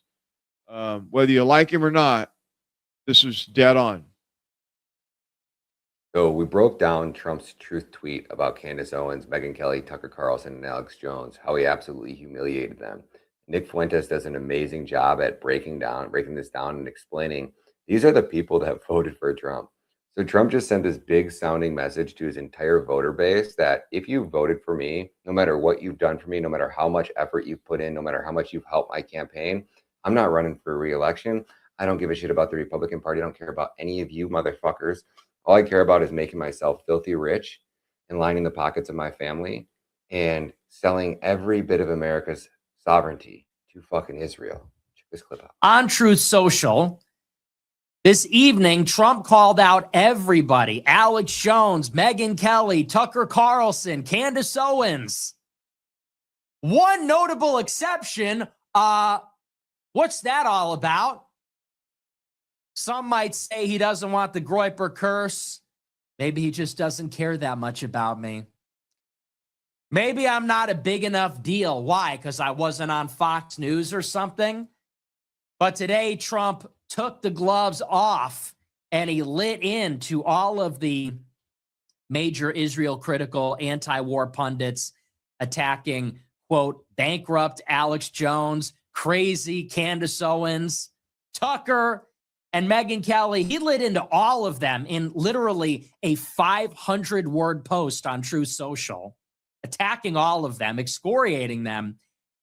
And you got to wonder, so if that's not your target demographic, who the fuck is even in this MAGA movement at all anymore? Because everything on Truth Social is, it's against the Democrats, it's against James Comey, it's against Mueller, who died, and that actor who died, and it's against the Wall Street Journal, and it's against people on Fox, and now it's against the 4 biggest conservative podcasters in America. What's the market share? What is the market share of Tucker plus Candace plus Megyn Kelly plus Alex Jones? I think that's probably like 70% or more of the conservative podcasting audience, or you could even say media audience. What did he say last year? If you want the Epstein files, you're not MAGA. Marjorie Taylor Greene was thrown under the bus. Thomas Massey thrown under the bus. Okay, so who's even left then? If it's not the left, and it's not the middle, and it's not Tucker, Candace, Alex Jones, Megyn Kelly, Marjorie Greene, Thomas Massey, who does that leave? It's the Villages, it's Mark Levin, Randy Fine, Lindsey Graham. I think those are the only people that are still MAGA. Joe Rogan's out. All In Podcast is out. Joe Kent is out. Who's left? Theo Vaughn is out. You know, all the Austin, Texas comedians are out. Who's left? Who do you got left? Barry Weiss? It's crazy. So we'll talk about it. It was kind of funny. It was kind of a funny post. I'm not going to lie. Trump said that Brigitte Macron is prettier than Candace Owens. That's kind of funny. He said, crazy Candace Owens, who says the president of France's wife is a man, but who is far prettier. That's kind of funny. And what's rich, actually, about the post, and we'll get into it, is that all these people voted for Trump. Isn't that delicious? They all voted for Trump. They all were shocked and surprised that Trump brought us to war in Iran and opposed it. And now, one by one, Trump throws each and every one of them under the bus. Gotta love it. And the one person that was spared was me. And I didn't even vote for him. I still have never been disavowed by Trump. Isn't that crazy? I didn't get disavowed by Trump after the dinner. I didn't get disavowed by Trump after the Tucker cost when he was asked about me. And even though I'm on the timeline just really laying into Trump, still no disavowal, which is kind of hilarious. People that have given their life to Trump, literally. People that were in Trump's cabinet, people that lost their livelihood, people that went to jail for Trump, people that voted for Trump 3 times and campaigned for him. They have all been thrown under the bus. They have all been totally disavowed, publicly humiliated, ritualistically humiliated. But me, I'm good. So, yeah. So, publicly humiliated, only the fact that we voted for him and he turned out to be as shitty as he is, piece of shit, whatever is going on. Mind control. I'm not far off from that. I think I'm pretty close to like some kind of mind control thing or something. You know, the thing with this, the previous clip, I meant to get into that. I got off on a jag about subscribe to the channel. I heard last week that Trump went to the Walter Reed or something. He was gone for 3 days, and I'm assuming that's when he ended up in the hospital, and they covered it up for why, I'm not sure. There is talk about a few different things that, you know, they're not really talking about it like openly, but they're saying that his ankles are swelled, his hands are swelled, you know, all these different things. They're saying that there's a possibility that the reason why he's acting so erratic is because he's not sleeping 2 hours a night or something. he's on the outs with Melonia, his wife. But you got to think about some of the people that he's ran across in the last few months that like really are really bad people. Think about it. Who all has he had in that White House? You know, Bill Gates. What's Bill Gates up to, man? He kills people for a living. You know, Macron, all the tech bros. He's had Bibi Netanyahu, who we know leaves spy bugs every time he shows up at the White House. They have to literally go through all the everywhere and debug the place afterwards because there's spy bugs. You know, what do you call it? I guess spy bugs is a good word for it, but or you call it listening devices. They've been known to have the technology to do like Savannah syndrome. I mean, you know, there's just all these different things going on, and you know, I don't know how you nail it down, but he sure has went sideways, and recently a lot lately. I mean, out of control, and I wonder if it has something to do with the fact that his health isn't good, and either he's on some medication or, you know, or his health is not good or something like that could possibly be the reason why he's so erratic as well. Whatever it is, we should be praying for him, regardless if we're not, you know, liking what he's doing. He was a good president. And I don't know if it was a show or a game or something. I don't, you know, I wonder what all the Q people are saying right now. Just curious. What do you think? Are they still trust the plan? I'm just curious. I just ask. I'm asking for a friend. You think that they are saying that, you know, trust the plan? I don't know.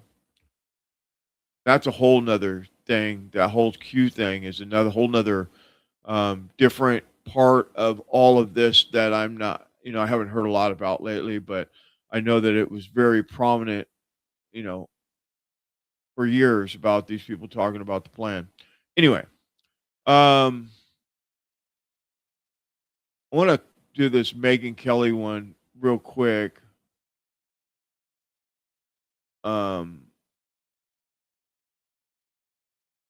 It's only a couple minutes long. Then we're going to get to this Charlie Kirk stuff that is very, we need to cover it. We need to cover what we found out about Charlie Kirk, the few things that we know that we can verify. But let's do this about good presidents have been manipulated or manipulated. Catastrophic decisions by advisors with other agendas who suffer. Stand by. Trump watched us learn it.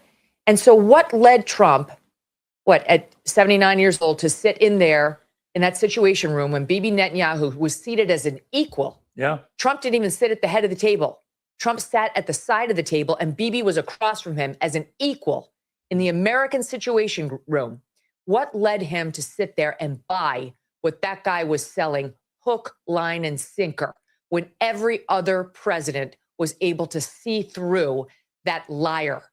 What was it? Because he was told the next day by our own top advisors, from the chairman of the Joint Chiefs to the Secretary of State to the vice president, that these are lies and that these objectives are not going to be attainable. Don't believe him. We might be able to wipe out the Ayatollah, not regime change, Ayatollah. And we might be able to decimate some portion of their missiles and their military. Okay, that's true. But the goals as stated by Trump when we actually did pull the trigger were all over the board. And to this moment, he's pushing the BS claim that we affected regime change. No, we didn't. It's the same regime, just different players. There isn't somebody more moderate in there at all. We have no reason to believe that. In fact, it looks like the Iranian Revolutionary Guard is in control now, which is far more radical. And the fatwa that had allegedly been issued by the Ayatollah on developing nukes is gone. Iran is more powerful economically. It controls the strait and now is demanding the lifting of all sanctions against it. And what Trump did with that 10-point plan was go from Monday saying, no, not good, to Tuesday saying, very workable, we can do it, as a means of saving face to bail off of his insane threats about annihilating an entire civilization. So I don't know how we got here, Piers. I'd like to know just as much as anybody else, but all I can think in my head, based on what I've read in the paper, is we got here thanks to Bibi Netanyahu, Lindsey Graham, and Mark Levin. And ultimately President Trump. That's not to take agency away from the president, who was bamboozled. I don't know why. He was too weak to say no. He was too gullible to see through the lies. One way or another, he allowed himself to be pushed into this insane conflict. Agree. I agree with that. I totally agree with that. You gotta listen to the messaging there. There's more to that than Trump being pushed into this Iran war by Israel. The bigger thing for me, I think, is the fact that Israel has so much say in everything that happens with the United States.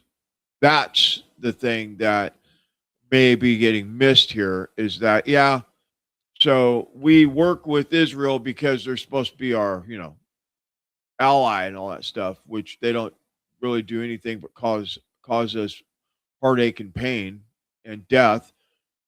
But how is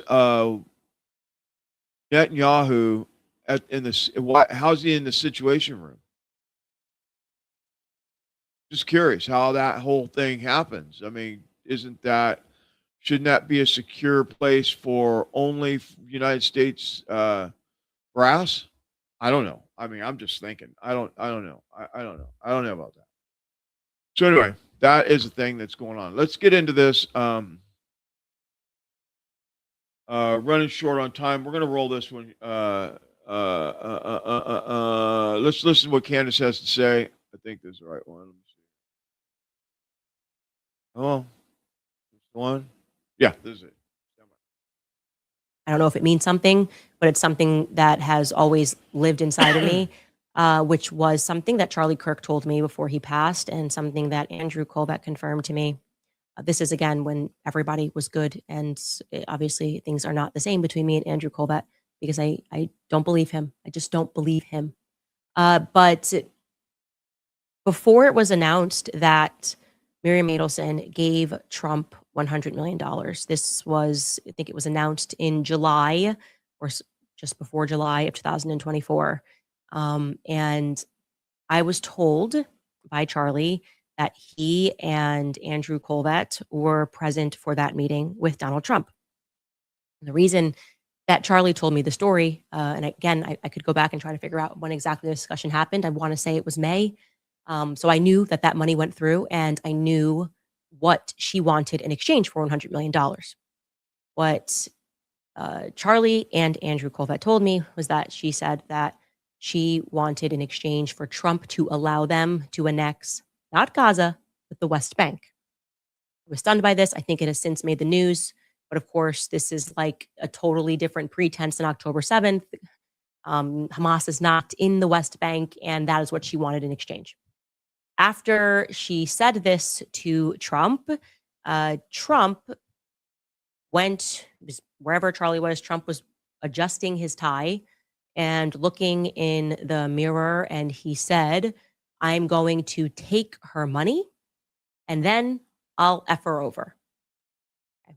I am hearing this from Charlie, who was there first person, and Andrew, who confirmed this. Andrew was also there. That nobody else was there but Andrew and Charlie when Trump said this. A few weeks later, there was the Butler attempted assassination. And I find it very strange that Donald Trump is not interested, or has appeared to be completely disinterested in determining who fired that shot. There were a lot of holes in that story. I didn't go down that rabbit hole, but I do know that once you assume office and you have the power to get more information and put more information out there, it's weird that he was satisfied just moving on from that. And I do remember watching Don Trump Jr. on stage when someone sort of prodded him on that and like, are you satisfied with the conclusion of what happened in Butler? That Donald Trump Jr. kind of said, I'm not, but my father is, and that's that. Like it just kind of got hushed up. And I had wondered in my mind if it got back to me that Trump said that, if it maybe got back to the Adelsons that Trump said that. You don't take $100 million from a family of, I would say, gangsters, right? You're in gambling. It's not exactly an industry. I'm talking about Sheldon. That's what they made the money on. You don't take that kind of money and then express to people that you're planning on just screwing the person over. I just have a lot of questions about that. And it all transpired very quickly. And I just wanted to share that, especially in the context of Tucker saying we should have some grace, and clearly something happened and presidents have been assassinated in the past. And I do think that we have all noted this shift in him since Butler, Pennsylvania. Again, that is all I know. Not pointing the finger or assigning any blame, but I think we all have questions about how quickly Trump wanted to sort of close the book on Butler, Pennsylvania. And I will leave it at that. And so I've said that, and so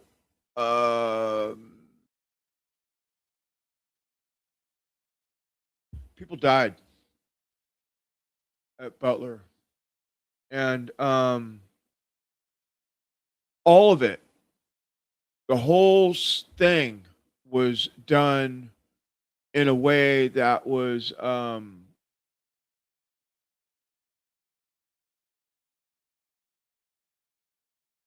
complete cover up. And that was why so many people were saying like that was fake. Not because because they'll say it's fake and then nobody really died and all that stuff. That's what the conspiracy was about that, right? And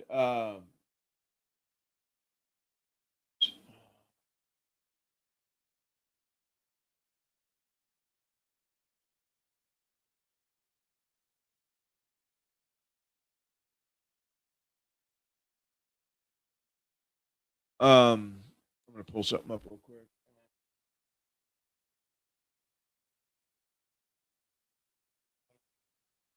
Read it. So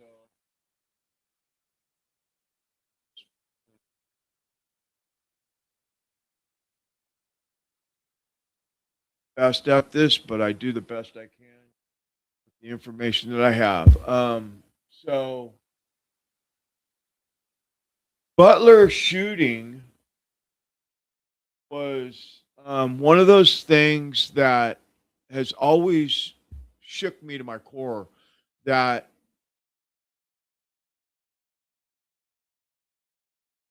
there was a shooting. The FBI cleaned the roof off within 2 days. They never investigated. I did more investigation than they did. I know that there was at least 2 shooters.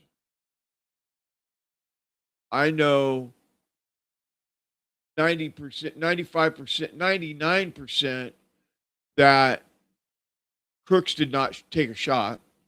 And we did all that back then. We did all the angles and all the stuff.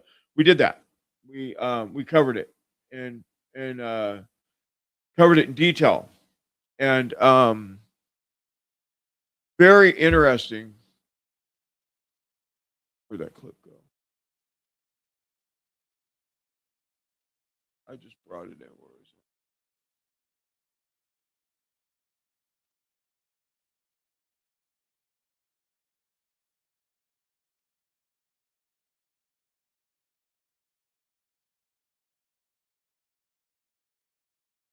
it? Okay.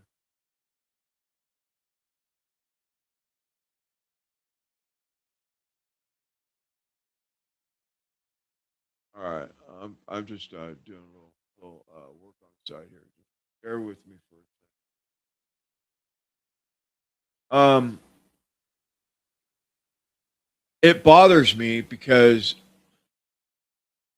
how's Candace say that? Everything's fake and gay, right? How in the hell did this happen and nobody did anything about it? This is my big dilemma because I think about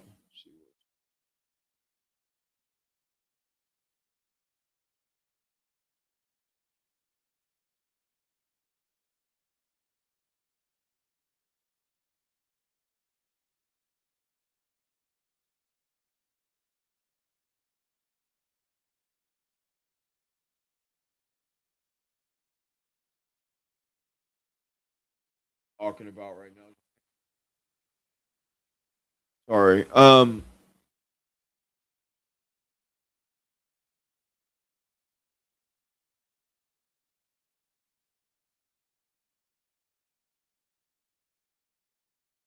Talking about Adelson's money.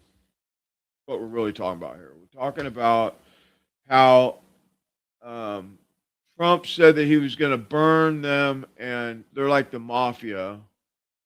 And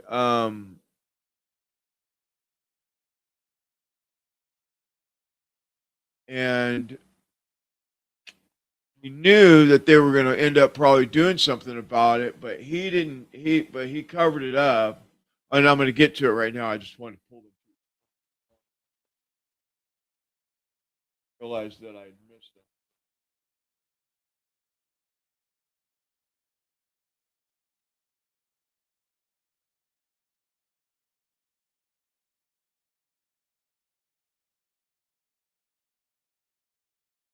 Yes, if I had ads, I could have ran an ad while I was doing this, but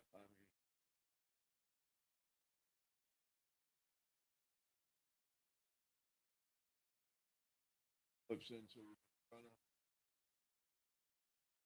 I don't want to miss this because all right.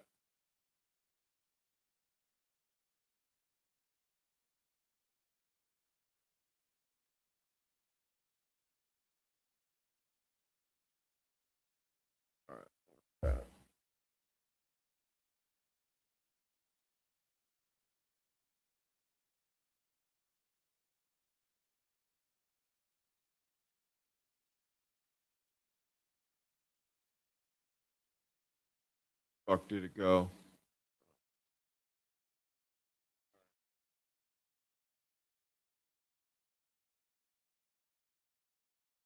All right.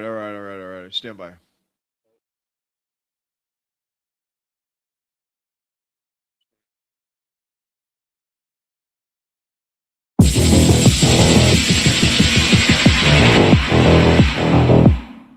The confidence game, commonly known as the con game, relies upon the exploitation of trust, hope, ego, and emotion, and is one of the oldest and most effective forms of deception known to man. Human beings are not naturally that suspicious. Starting in childhood, most are conditioned to trust and cooperate with one another. And we are hardwired to look for patterns that confirm our beliefs rather than challenge them. We are also more inclined to stick with our decisions, even when new, contradictory evidence arises. Some people live their entire lives oblivious to this. Some learn to rise above it, and others take advantage of it. According to psychologist Maria Kornikova's landmark study on the subject, there is a choreography that con artists have refined over centuries. The put-up identifies the mark. The play is when an emotional connection is built by mirroring the mark's values and gaining their confidence. The rope, the tail, the convincer, and the breakdown are various levels of getting the mark so emotionally invested that they begin to persuade themselves and rationalize away any doubt that may arise. The touch is the final grift, and the blow off and fix is when the con artist exits. Rather than deal with the humiliation, the mark rarely reports what happened. The con game often uses fake participants, known as shills, to create the illusion of social proof. If others are participating, it appears more legitimate. People are more likely to join what looks to be the winning team. And most humans are demonstrably fooled over and over again by someone acting in a confident manner with impressive credentials and wearing expensive clothing. Most humans see this as somehow being trustworthy. But you don't have to be stupid to fall for the con. Studies show us that the victims of the con game are often successful and highly educated. The more intelligent the victim, the more complex they can rationalize away the red flags. The most susceptible to falling victim to the con game are those experiencing stress, loneliness, and isolation. Donald Trump's mentor, Roy Cohn, understood this better than most. In 1973, the U.S. Department of Justice sued the Trump Real Estate Organization for violating the Fair Housing Act for racial discrimination across 39 properties. Trump consulted Roy Cohn, who filed a $100 million countersuit against the federal government, asserting the charges were irresponsible and baseless. This countersuit was thrown out and the Trumps lost, but there was no admission of guilt. Roy Cohn and Trump held a press conference and declared victory. And Trump learned his foundational lesson. You don't have to win in reality if you can win in perception. From 1973 until 1986, Trump and Cohn spoke 15 to 20 times per day, every day. Cohn advised Trump on real estate deals, marriage, and media strategy. The unwritten rules that Roy Cohn helped instill into the character of Donald Trump are 1. Never apologize, never admit wrongdoing. 2. Always counterattack and hit back harder. 3. Use the legal system as a weapon. 4. Manipulate the media. 5. Use fear as both shield and sword. And 6. Build a fortress of loyalty and punish disloyalty absolutely. Cohn's playbook didn't just work on business rivals and judges, it scaled to con millions of people. The mechanics of the confidence game are the same mechanics as the war propaganda we are seeing today. Confident lies that paint Muslims as less than human and deserving of violence. When under stress, the human mind prefers a target to blame over a complex explanation. And so scapegoating not only directs anger towards your desired target, it gives relief to the people because they no longer have to think, which leads people to celebrate cruelties they would otherwise find unthinkable. Mark Twain famously said, "It's easier to fool people than to convince them that they have been fooled." Humility is a superpower that many people don't seem to fathom. The MAGA con worked because there are serious systemic problems with the US government. And if you were conned by this, it is not a weakness, but ignoring it is. The most sophisticated people in history have been conned, and the most effective defense against the con is understanding the mechanics of your own mind and emotions. Greg Reese reporting. Yeah, the big con,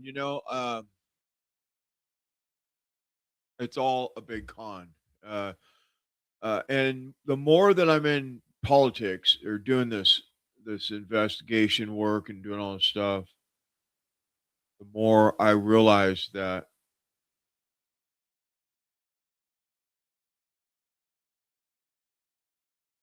the more that I pay attention to this stuff, the more I realize that all the politicians, they all have an angle. It's like that one friend of yours that you have that has a pickup truck and you don't, but he was like, what am I going to get if I help you move that stove, right?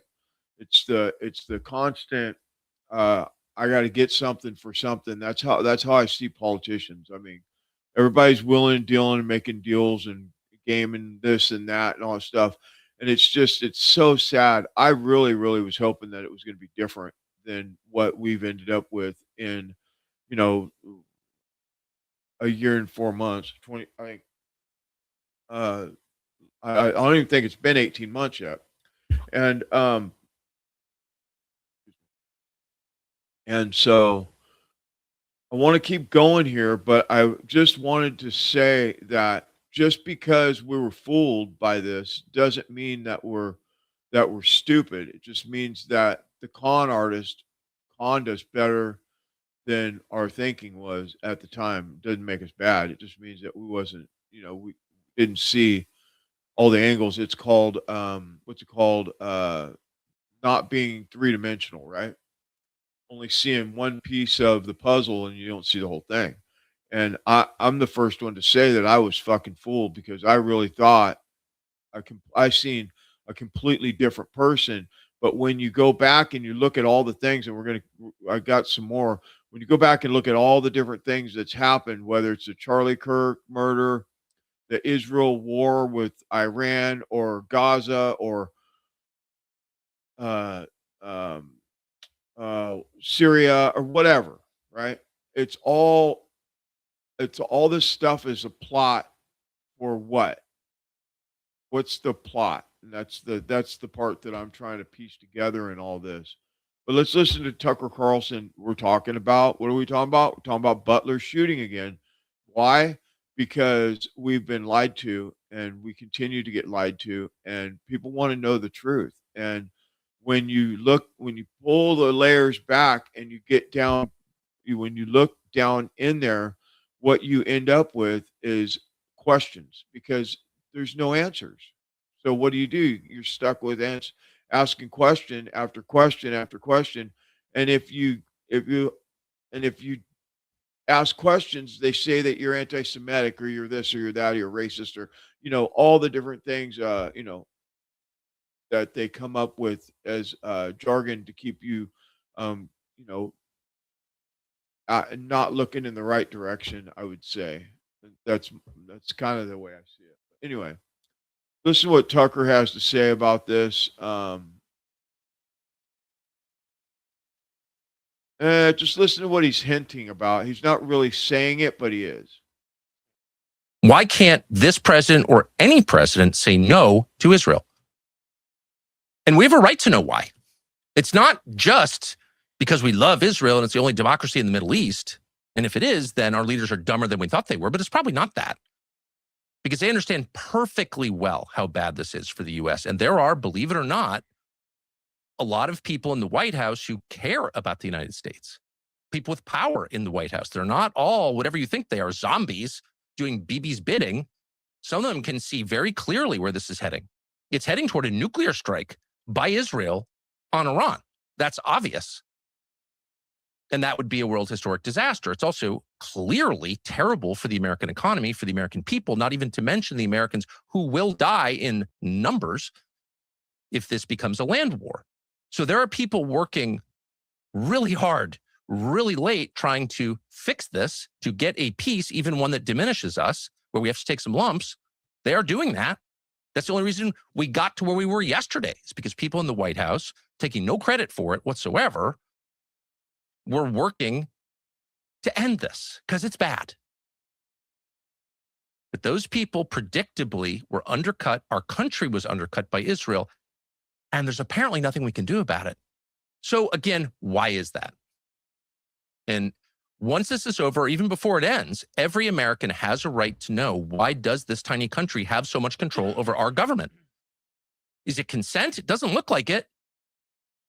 Now, Joe Kent said point blank when he resigned.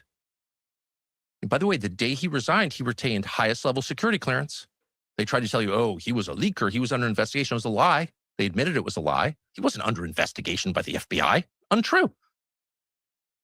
And you know it's untrue because he held his security clearance till the day he left the building.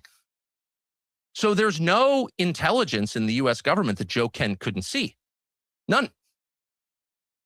He was one of the most informed people in the world. And his conclusion was, there's something weird going on here. And one of the clues is the Butler shooting, the shooting in the summer of 2024 during the presidential election, where President Trump was shot in the ear by a gunman a little over 100 yards away on the roof of a building called Thomas Crook's. And according to Joe Kent, who would know, that investigation was closed before it pursued every possible lead. We can be fairly confident that Thomas Crook's pulled the trigger. We cannot be confident at all that he acted alone. And of course, we can't know because that investigation was shut down. That's what he said. And Joe Kent, who you can dismiss as a wacko or a traitor, but you can't say he doesn't know what he's talking about. And you can't say the Trump administration didn't trust him with all available U.S. intelligence until the day he left. You can't say that because they did. He has said out loud he thinks the failure to investigate the Butler shooting, the shooting of our now president Donald Trump, and why wouldn't they investigate that, by the way? That alone is baffling.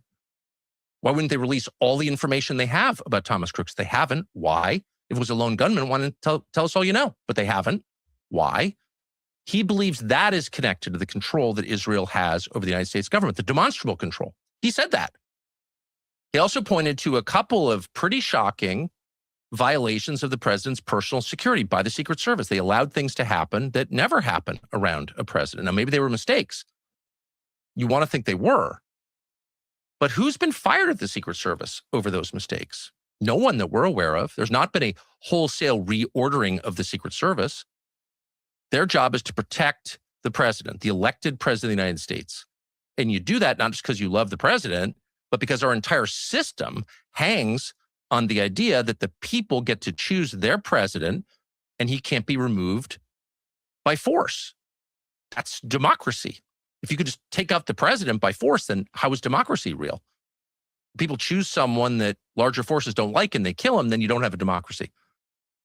So protecting the life of the president is essential to the functioning of our system. And yet, on at least 2 occasions, they've proven that they haven't been able to do that. And yet, has there been an investigation into that? Has anyone been fired over that? No. Now, those of us who don't work there have no real idea what that means. But someone who just worked there until the other day, Joe Kent, said, I think that may be related to our inability to say no to Israel. So I always thought that there was more to the Butler, as well as Charlie Kirk, as well as all the different plots that go on within our government. And, they just get buried. Nobody talks about it. And they just like the, example, 2020 election is a clear cut example of foreign influence. We know this. I mean, no matter how you look at it, there's foreign influence. And we know that one of the main reasons why they went and got Maduro was because of the foreign influence that was being done from Venezuela, and who was also involved in that was Iran, right? We know this. We've seen the documents. We've shown you the documents. We've covered it in nauseum for, over and over and over about all the different things that happened, with that election. And so we know that Trump burnt somebody that from, I'm assuming, Edelson, I think I'm saying the name right, is in, from, I don't know, Mossad or, whatever, Israel, something or another. We know this. I think it was $250 million, if I'm not mistaken, not $100 million. I could be off, but I think I read that it was $250 million that was donated to the Trump campaign. And for that money, there's going to be a cost, right? We know there's going to be a cost. The cost is large. We know that if you don't follow what they suggest you to, I got bit by a mosquito in here. If you don't follow the suggestion from the donors from Israel, AIPAC, or, whoever the donor is, there'll be consequences. Look what happened to Charlie Kirk. It's very clear that that's what happened to Charlie Kirk, because he's no longer here, and they covered it up. And so when I think about all these different things that's happened in our face, that we're all saying we want more information. Hey, what's the FBI doing? What is really going on here? Well, we now know that it always gets covered up by the CIA, who swoops in and covers it up because of, they call it, what do they call it? They call it national security. And they just swoop it up, they take it, and then it just goes dead. Same things happening with Charlie Kirk. Same things happen with Butler. Same things happen with what happened last week. We know that they told us that a pilot was shot out of the sky. One was retrieved right away, but the second pilot, some colonel, was in the back seat of this jet, and they had to go into Iran and recover him from top of a mountain. He had a broken leg, and he had to. I think they said it was several thousand feet up a steep embankment to get to a place where they could retrieve him from. And then what happens? A couple days later, we get the truth that it was a failed mission to go in and get the uranium from Iran. Failed mission. So what is this war really about? Is it really about nuclear weapons, or is it about the oil, the uranium, because I get the point where they're, concerned about them having, nuclear weapons or whatever like that. And you heard Netanyahu, I played it last night, where Netanyahu's talking about, basically threatening the White House. I should play that clip. Threatening that the missiles, or the nuclear missiles, can come, several thousand, what do you say, miles, 3,000 extra miles with these new ones that they have, or something like that, right? I played it last night. Where is it? Which one? My point is, they do nothing but lie to us, and we continue to think that they're going to be truthful to us. I don't understand. Why are we this gullible over and over and over? Look, we vote for somebody. My whole life, let me just say this: my whole life, and I know I'm on a little jag here, but my whole life,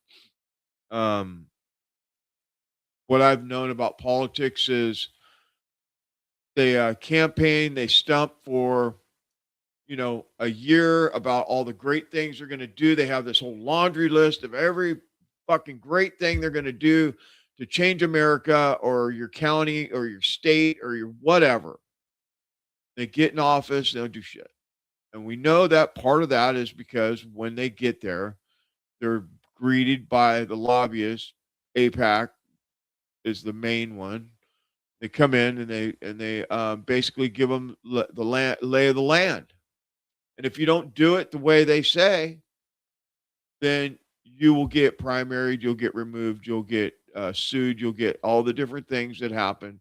We've heard congressmen over and over and over talking about this particular thing, about what happens when you don't go the road that they say. If you don't, then you get. Look what happened to Marjorie Taylor Greene. Prime example. I mean, look at Matt Gaetz.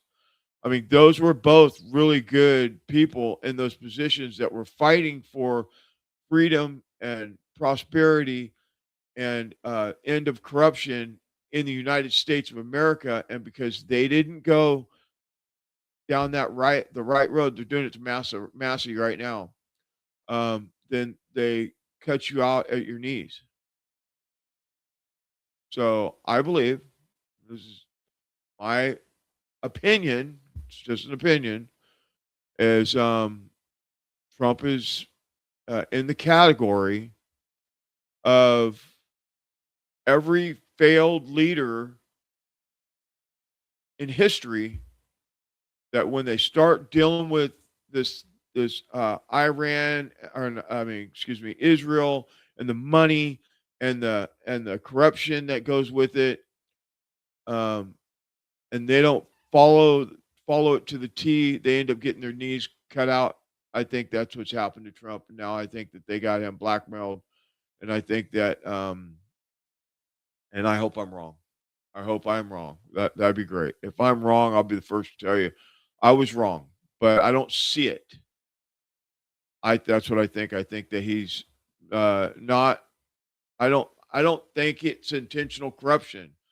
Might be intentional stupidity, for sure.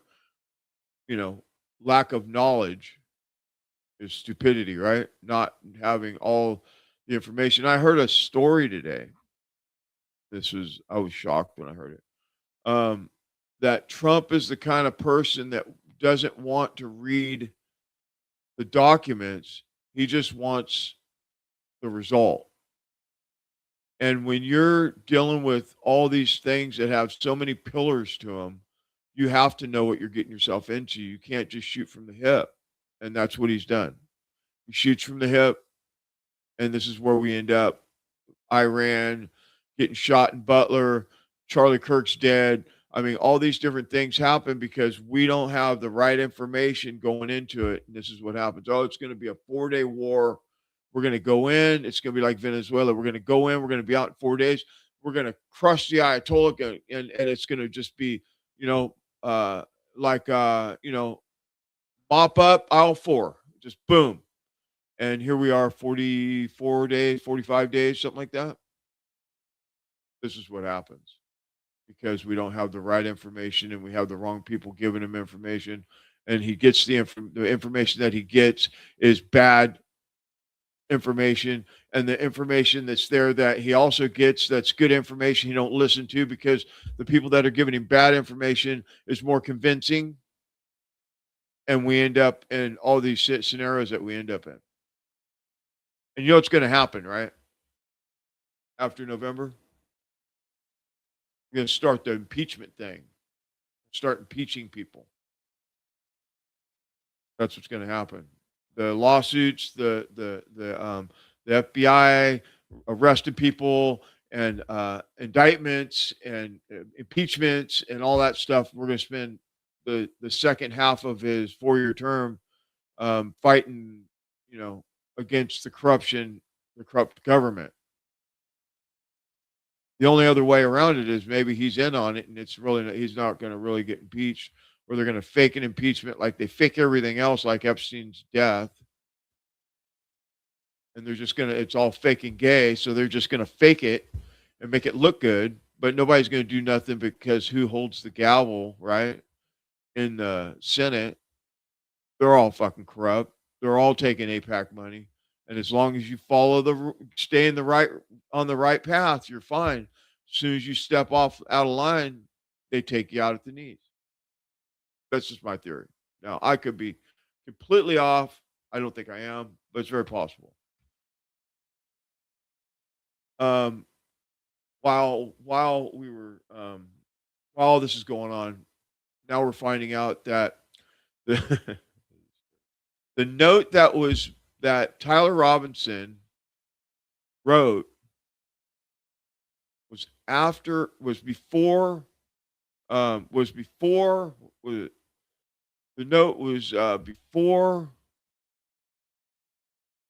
Charlie Kirk was killed. I'm fucking this up. Let me play a clip. We'll talk about it on the other side. This is interesting. I don't know if you've seen this or not, but I was like, huh? It's like a tongue twister. Stand by. Written note, did he write a written note before the assassination attempt? That's what the governor said yesterday. And what did that say, if you could So what share I'm that able with to us? say, I'm sorry. So what I'm able to say is I addressed it partially earlier, is that the written note, we believe what did exist, and we have evidence to show what was in that note, which is, and I'm going to summarize, basically saying the suspect wrote a note saying, I have the opportunity to take out Charlie Kirk and I'm going to take it. That note was written before the shooting. Evidence of its existence, we now have learned, existed before the shooting, was in the location in the suspect and partner's home. But we have since learned that the note, even though it has been destroyed, we have found forensic evidence of the note, and we have confirmed what that note says because of our aggressive interview posture at the FBI. What? What did he just say? Do you know what he just said? He said there was a note written. I have a chance to take out Charlie Kirk, but what did he say? They don't have the note. But we have, we have some way, some bullshit that there was a note, but the note's gone. But we have proof that we had the note, but we don't have the note because the note's been destroyed. We don't have the note. How many times have we heard that? This is what I mean. They just fucking lie to us, and we're just supposed to take the Fed slop. Supposed to take the Fed slop and roll with it, and that's how it's going to be.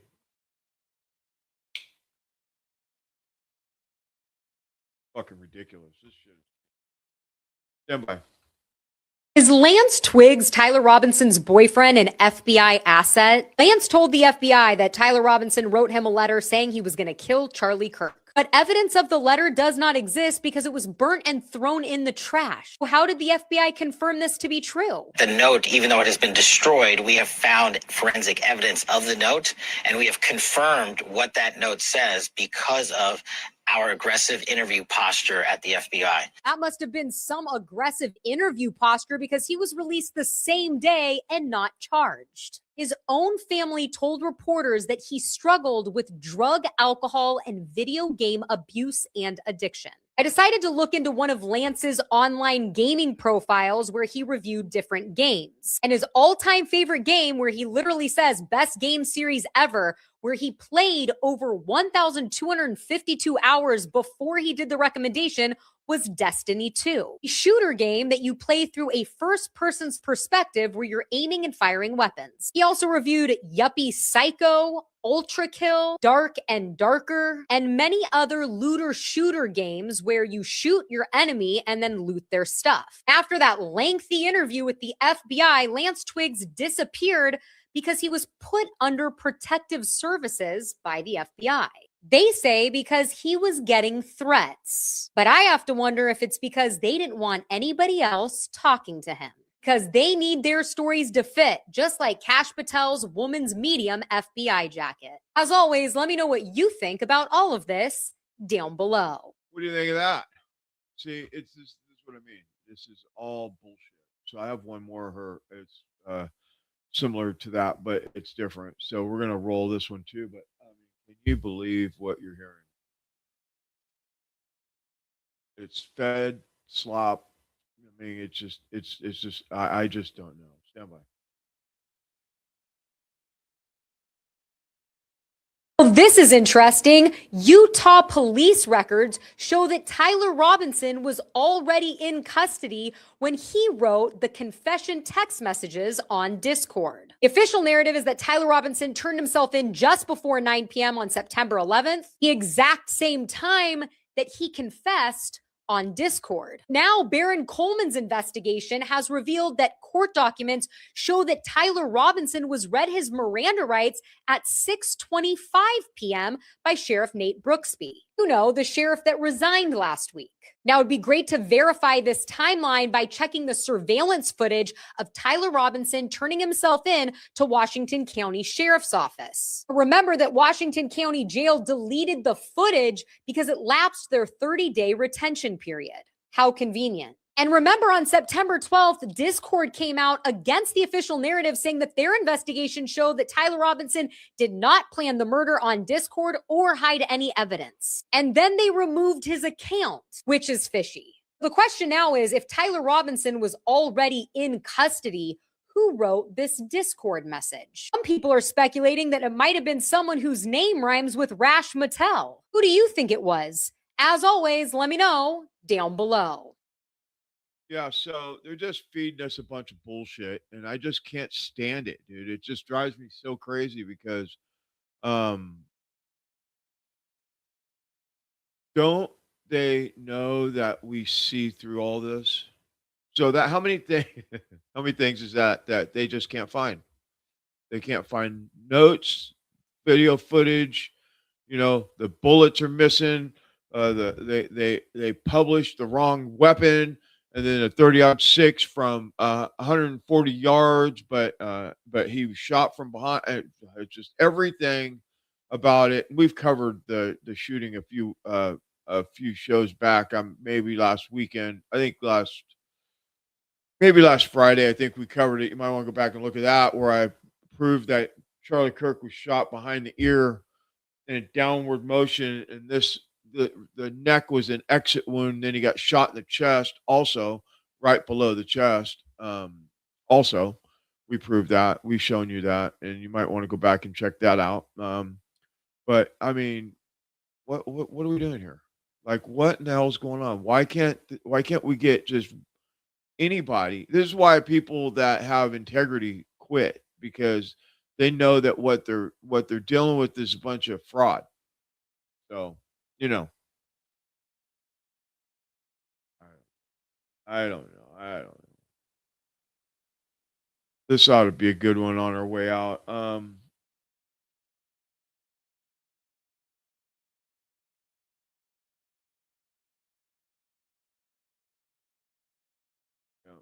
going to play this on our way out. We're just about ready to wrap up, but I think this would be a good topper for the President Trump's wonderful record.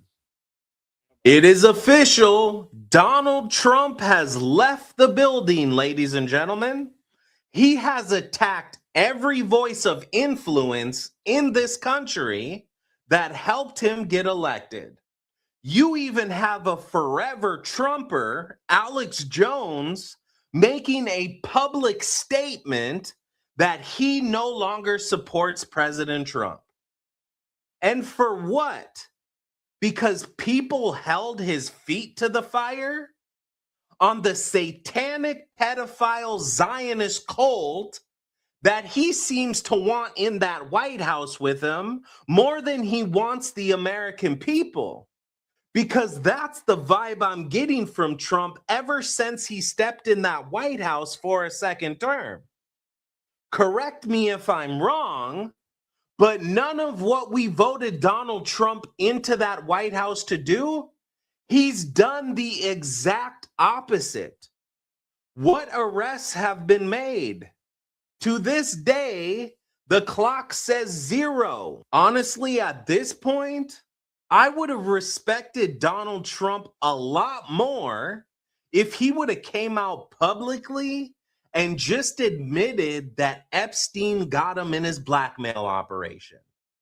But instead, what Trump is doing is he's dragging the entire United States of America to hell with him, because we are getting into a place that is irreversible for this country. And honestly, looking at it, it's clear that this was the plans all along. The MAGA movement is not the only thing that's dead in this country. The conservative movement has also been conquered. We have been divided to the point that conservatives don't know which way is up and which way is down anymore. And we should have seen it coming from a mile away.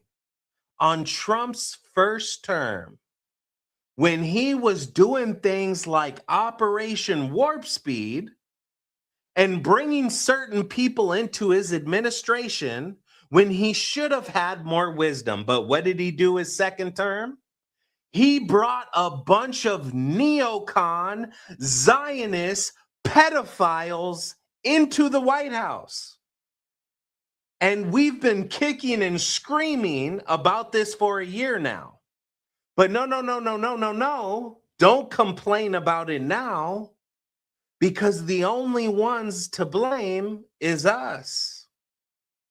So now that we've had our balloons and bubbles bursted about us coming back to a constitutional republic, we need to come to the reality that now is just a pipe dream. And I don't mean to blackpill you. I'm just telling you the truth. We are officially cooked as a nation. The Bible tells us that a nation divided against itself cannot stand. And what else does the Bible tell us? The Bible tells us that he will give us a leader after our own heart. This is actually what we voted for. And the same group of people that we used to attack over their rhetoric against us for supporting Donald Trump, a lot of them liberals were right. A lot of them liberals were right. Bet you didn't see this. Is developing now ballistic missiles that are intercontinental ballistic missiles for 8,000 kilometer range. What does that mean? They add another 3,000 kilometers, and they've got under their atomic guns, in New York City, in Target, Washington, Boston, Miami, Mar-a-Lago. Okay? So that is a very great danger. You don't want to be under the nuclear gun of these people who are not necessarily rational and who chant death to America. So that was from back in October of 2025.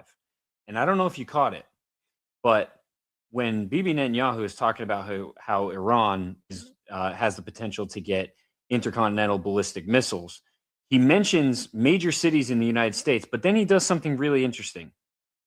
He lumps in Mar-a-Lago with those major cities. New York City, in Target, Washington, Boston, Miami, Mar-a-Lago. Yeah. Why would he do that?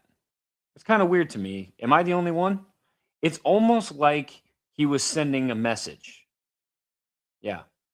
But maybe not. I mean, I'm just a conspiracy theorist. All right. Yeah. So, I mean, that's just where we're at. I wanted to throw that in there just at the end because I think it's important that we realize what's going on. I think that we're being manipulated through Netanyahu for sure. He's running the show for sure. I mean, Trump is either so compromised that he has to follow down that road, stay in the path, or he's going to be exposed. But from what it sounds like to me, and I'm just saying from what we went over tonight, just tonight, only the stuff that we've covered tonight, not last night or last week, more is coming.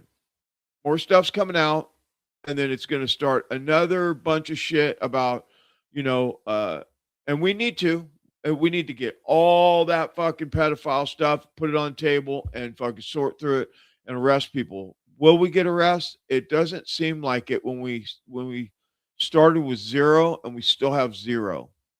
So, we'll be following this, and we'll be back on Monday night. I think. Let's check my calendar real quick.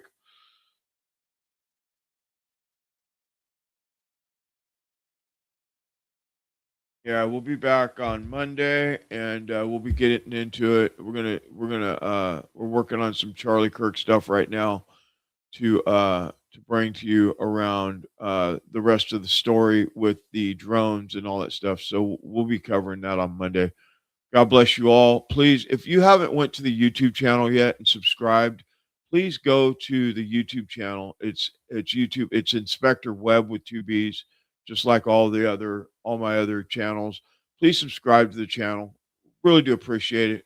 We're working on getting the YouTube channel built back up from what it used to be before they nuked us in 2021, 2022, whenever it was, when they took us off YouTube. So thank you all for being here tonight, and God bless you. Please share this information. Check out in the description, My Patriot Supply.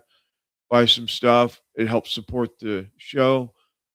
Subscribe to the channel, leave a comment, and we will see you on Monday.